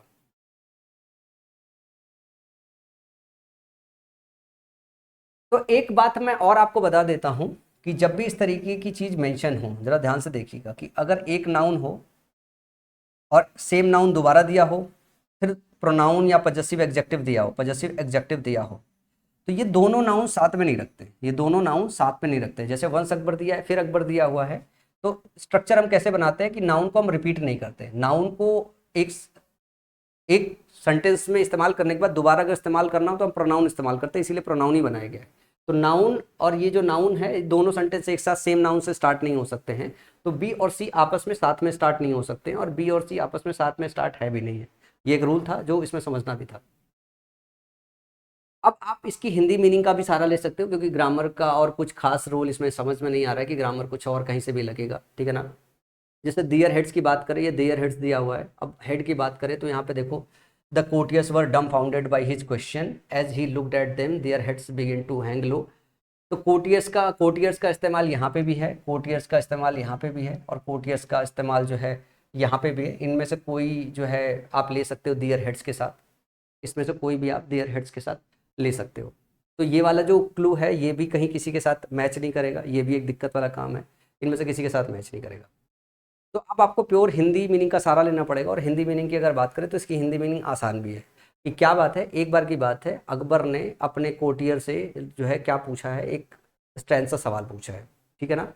जैसे सवाल पूछा है, as he looked at them their heads begin to hang low, ये वाला ऑप्शन है, the courtiers were dumbfounded by his question. जो कोर्टियर्स है वो डम्बफाउंडेड हो गए उसके क्वेश्चन से। अब क्वेश्चन पूछेगा तो कोर्टियर्स जो है डम्बफाउंडेड हो जाएंगे, अचंभित हो जाएंगे। तो ये जो सी होगा वो पहले डी के साथ आएगा, जो ऑप्शन नंबर ए में दिया हुआ है। देन उसके बाद बी हो गया, Akbar glance at his courtiers in search of answers, Akbar ने देखा अपने कोर्टियर्स की तरफ सवाल का जवाब लेने के लिए। फिर जैसे ही उसने देखा, एज ए लुक्ड, पहले आप देखोगे, पहले ग्लांस, ग्लांस का मतलब क्या होता है, देखना। तो पहले आप देखोगे और देखने के बाद जो है फिर एज ही लुक्ड, मतलब अकबर ने एक झलक देखा, फिर उस झलक को आगे कोट कर रहे हो, as he looked at them, जैसे उसने जो है उनकी तरफ देखा, their heads begin to low, उनका जो सर है वो लोर है क्या है। तो सी के बाद अगर मैं बात कर रहा हूँ डी आया, डी के बाद जो है बी आएगा और बी के बाद जब ए आएगा। तो सवाल का सही जवाब क्या होगा, ऑप्शन नंबर ए हो जाएगा, ऑप्शन नंबर बी नहीं होगा। तो यहाँ पे जो हमने लगाया है ना, मैंने बताया कि आपको बताऊंगा मैं एक्शन क्रोनोलॉजी, जहाँ पे आपको हिंदी मीनिंग निकालनी पड़ेगी। तो यह है एक्शन क्रोनोलॉजी, कि कौन सा एक्शन पहले आ रहा है कौन सा एक्शन बाद में, और इसके लिए आपको हिंदी मीनिंग का सहारा लेना पड़ता है। तो जब ग्रामर फेल होता है तो आपको एक्शन क्रोनोलॉजी अप्लाई करना पड़ता है। अगला क्वेश्चन है, most of them are in jail because of their circumstances, not all prisoners are hardcore criminals, so they deserve a chance to rehabilitate themselves, therefore I learning a trade would help them reintegrate with society। जब हम सो और there for और दज की बात करें, दज की बात करें, सो की बात करें और देयर फॉर की बात करें, तो ये क्या होते हैं, ये अपने आप में ऐसे शब्द हैं जो किसी बात को खत्म करते हैं। सो का भी इस्तेमाल खत्म करने के लिए होता है, दज का भी इस्तेमाल होता है, देयर फॉर का भी इस्तेमाल होता है। तो अगर आप ध्यान से देखो, अगर मैं एक बात आपको ये समझाना चाहूँ कि जैसे जो देयर फॉर लिखा हुआ है, डी से अगर आप ध्यान से देखोगे तो डी से दो ऑप्शन एंड हो रहे हैं, ठीक है ना, और सो से कोई ऑप्शन एंड नहीं हो रहा है, तो वो दोनों ऑप्शन में कोई ऑप्शन हो सकते हैं। लेकिन अगर मैं ये कहूँ मोस्ट ऑफ देम, ये जो देम लिखा हुआ है ये क्या है, ये आपका क्या है, ऑब्जेक्टिव केस का प्रोनाउन। तो प्रोनाउन अगर आया हुआ है तो इसका नाउन पहले आना चाहिए, जब तक नाउन नहीं आ जाएगा तब तक ऑप्शन ए नहीं आ सकता है, तो ए से आने वाले ऑप्शन को आप हटा दो, ठीक है। अब उसके बाद जरा ध्यान से देखो, अगर मैं बात करूं तो they deserve a chance to, अब यहाँ पे दे दिया हुआ है, दे किसके लिए आया हुआ है, दे आया प्रिजनर्स के लिए, यहाँ पे प्रिजनर्स मेंशन है, ठीक है ना। Most of them are in jail because of their circumstances, not all prisoners are hardcore criminals, so they deserve a chance to rehabilitate themselves, therefore learning a trade would help them। यहाँ पे भी them आया हुआ है, जरा ध्यान से देखो। तो साफ साफ ये पता चल रहा है कि प्रिजनर वाला जो ऑप्शन है इसी से हमको सेंटेंस को स्टार्ट करना है, और दो ऑप्शन जो है ये डी ऑप्शन हम काट देंगे और इस ऑप्शन से स्टार्ट करेंगे, या तो ये वाला ऑप्शन होगा या तो वो वाला ऑप्शन होगा। तो जब हम बात करते हैं दज सो देयर फॉर, तो हम देयर फॉर जो है वो क्या कहते हैं, देयर फॉर या दज जब भी देखते हैं तो उससे हम सेंटेंस को क्लोज करते हैं। सो और देयर फॉर में भी अगर पिक करना हो तो देयर फॉर से हम सेंटेंस को ज़्यादा क्लोज करेंगे, सो बीच में भी आता है, देयर फॉर से फाइनली कंक्लूड करने की कोशिश करते हैं। तो ये क्लू का सहारा लेके ऑप्शन नंबर डी में आप टिक कर सकते हो। लेकिन सो और देयर फॉर की बात करें तो ये सब कंक्लूड करने के लिए बातें आती है, ठीक है ना। Therefore, learning a trade would help them reintegrate with society, और सो और therefore दोनों दिया हुआ है, तो इसमें आपको थोड़ा एक्शन की क्रोनोलॉजी देखनी पड़ेगी कि हम सो से इंड करें या therefore से इंड करें। तो यहाँ पे आपके पास ऑप्शन सो से इंड करने का है ही नहीं है, देखो ना, यहाँ पे सो से इंड करने का ऑप्शन है ही नहीं है। सो से इंड करने का होता तो शायद एक बार सोचना पड़ता, और सो से इंड करने का नहीं है, तो मतलब आपके पास ऑप्शन ही है सिर्फ डी से इंड करने का, क्योंकि दो ऑप्शन तो ऑलरेडी आप काट चुके हो। तो आपके पास बचा हुआ ऑप्शन क्या है, ऑप्शन नंबर डी, या तो सो से इंड होगा या तो देयरफॉर से इंड होगा। तो इसकी मीनिंग क्या बनेगी, not all prisoners are hardcore criminals, most of them are in jail because of their circumstances, जो ज़्यादातर उसमें ऐसे हैं जो अपनी सर्कमस्टांसेस जो है सिचुएशन के हिसाब से जेल के अंदर हैं। So they deserve a chance to rehabilitate, इस वजह से वो एक चांस उन्हें मिलना चाहिए ताकि वो अपने आप को रिहेबिलिटेट कर सके। देयर फॉर, इस वजह से लर्निंग ए ट्रेड, ट्रेड लर्न करना वुड हेल्प देम, हेल्प करेगा री इंटीग्रेट विद सोसाइटी, सोसाइटी के साथ इंटीग्रेट करने में। तो आपका जो इंड होगा वो डी से इंड होगा और जो स्टार्ट होगा वो बी से स्टार्ट होगा, इस वजह से ऑप्शन नंबर डी जो है आपका करेक्ट हो जाएगा। ये सारे के सारे जो क्वेश्चन हैं आपके सीजीएल प्री से लेकर सीजीएल मेंस तक के ही सारे क्वेश्चन पिक किए गए हैं, किसी और एग्जाम के नहीं है, सिर्फ आपके एसएससी एग्जाम के ही क्वेश्चन है। This is the last question जो आज के दिन मैं आपको पढ़ाने वाला हूं, जो है इसके बाद आगे अगली कक्षा में कंटिन्यू करूंगा। यहाँ पे ध्यान से देखो, लिखा he often asked questions which were strange and witty, he से स्टार्ट है, जरा ध्यान से देखना। ऑप्शन ए से स्टार्ट होने वाली चीजें हटा दोगे आप। Emperor Akbar was in the habit of putting riddles and puzzles to his courtiers, emperor Akbar की बात हो रही है, वो रिडल्स और पजल्स जो है वो हमेशा जो है पुट करते थे जो है अपने कोर्टियर्स के साथ, जो है अपने सभागर के लोगों के साथ। Once he asked a strange question that confused everyone, एक बार उन्होंने एक स्ट्रेंज क्वेश्चन पूछा। तो ऑप्शन सी में जरा देखोगे, यहाँ पे भी ही मेंशन है, ठीक है ना। तो सी वाला जो ऑप्शन है इससे भी स्टार्ट नहीं कर सकते, ये वाला इससे स्टार्ट है, तो बचा हुआ है जो है ऑप्शन बी से आप स्टार्ट करो। जरा ध्यान से देखो, दो ऑप्शन बी से स्टार्ट हो गए। It took much wisdom to answer these questions, अब जब हम दीज क्वेश्चंस की बात कर रहे हैं तो जरा ध्यान से देखो, यहाँ पे लिखा once he asked a strange question that once confused everyone. तो दिस दैट दीज दो जो आता है, दीज के साथ क्वेश्चंस लगा हुआ है, ये इसका नाउन है, ये स्ट्रैंज क्वेश्चन यहाँ पे दिया हुआ है, ठीक है ना। अगर स्ट्रैंज क्वेश्चन नहीं दिया होता तो रिडल्स और पजल्स को भी आप ले सकते थे, रिडल और पजल्स भी एक तरीके से क्वेश्चन का कलेक्शन हो गया। तो ये जो डी है वो जो है वो क्या कहते हैं, once he asked a strange question that confuse everyone. तो emperor Akbar was in the habit of putting riddles and puzzles to his courtiers, ये ऑप्शन नंबर 1 होगा। फिर उसके बाद होगा once he asked a strange question, ठीक है ना, नहीं इसके पहले होगा he often asked question which were strange and witty, वो अक्सर करके क्वेश्चन पूछा करते थे जो स्ट्रेंज और विटी हो। फिर उसके बाद होगा once he asked a strange question that confused everyone, एक बार उन्होंने एक क्वेश्चन पूछा जो है बहुत स्ट्रेंज था, जो है जो सबको कंफ्यूज कर सकता था। इट टुक मच विजडम, ये बहुत बुद्धिमानी चाहिए थी उसको सॉल्व करने के टू आंसर दीज क्वेश्चन। तो सी और डी जो है एक साथ आएगा। रीजन इसके पीछे का है क्या है कि ये जो दीज है ये डिमोस्ट्रेटिव वर्ड है, ये दीज का जो नाउन है वो यहाँ पे दिया हुआ है। और जब मैंने डिमोस्ट्रेटिव वर्ड की बात की तो ये पेयर बनाते हैं, जब ये पेयर बनाते हैं तो सी और डी पेयर बन जाएगा, सी और डी पेयर बन जाएगा। और आपको स्टार्ट किससे करना है, बी से स्टार्ट करना है, बी से स्टार्ट करना है और सी और डी पेयर बनाना है, सी पहले आएगा डी बाद में, तो ऑप्शन डी सही हो जाएगा। तो बी के बाद पहले ए जाएगा, ही ऑफन आस्क्ड, वो अक्सर करके पूछते थे questions which were strange and witty, जो स्ट्रेंज और विटी होता था। Once he asked a strange question that confused everyone, it took much wisdom to answer this question. ये पूरा मीनिंग और सब सटीक में बैठ भी रहा है। तो हमने एलिमिनेट किया है और एक इसको पेयर बनाया है, तो 2 क्लू निकाला है मैंने, बाकी के ऑप्शन एलिमिनेट किया प्रोनाउन देख के, और ये 2 को हमने पेयर बनाया है डिमोन्स्ट्रेटिव वर्ड अप्रोच के माध्यम से। इस तरीके से क्वेश्चन क्रैक हो पाया है। बहुत सारे और क्वेश्चन है मेरे, टोटल इस शीट में जो है कितने क्वेश्चन है, 61-62 क्वेश्चन है। मैं इसको दे रहा हूँ, इसमें मैंने हिंट भी दे रखा है, मतलब किसी भी क्वेश्चन में देखोगे तो मैंने क्या किया है, थोड़ा हिंट दे रखा है, और इस हिंट के माध्यम से आप इन क्वेश्चंस को सॉल्व करने की कोशिश कर सकते हो। आगे मैं इस सीट को अभी और डिस्कस करूंगा, उसके बाद मैं जो है और भी रूल पढ़ाऊंगा। टोटल 4 क्लास लेने वाला हूं और 4 क्लासेस में मैं पूरा पैराजंबल आपको अच्छे से कवर कर दूंगा। तो आज की क्लास में इतना ही, अगली क्लास में फिर मिलेंगे। तब तक के लिए इस सीट को अच्छे से प्रैक्टिस कर लीजिएगा, इसको अच्छे से लगाइएगा। मैं इसका सोल्यूशन नहीं दे रहा हूं ताकि अगली क्लास में आप इसके सोल्यूशन को मेरी क्लास से मैच कर सकें। मेरी क्लास में पैराजंबल के 4 क्लास में, 4 के चारों क्लास में आपको रहने की ज़रूरत है, आप इन क्लासेस को छोड़ के भाग नहीं सकते हो। तो मिलते हैं अगली क्लास में, तब तक के लिए ध्यान रखिएगा।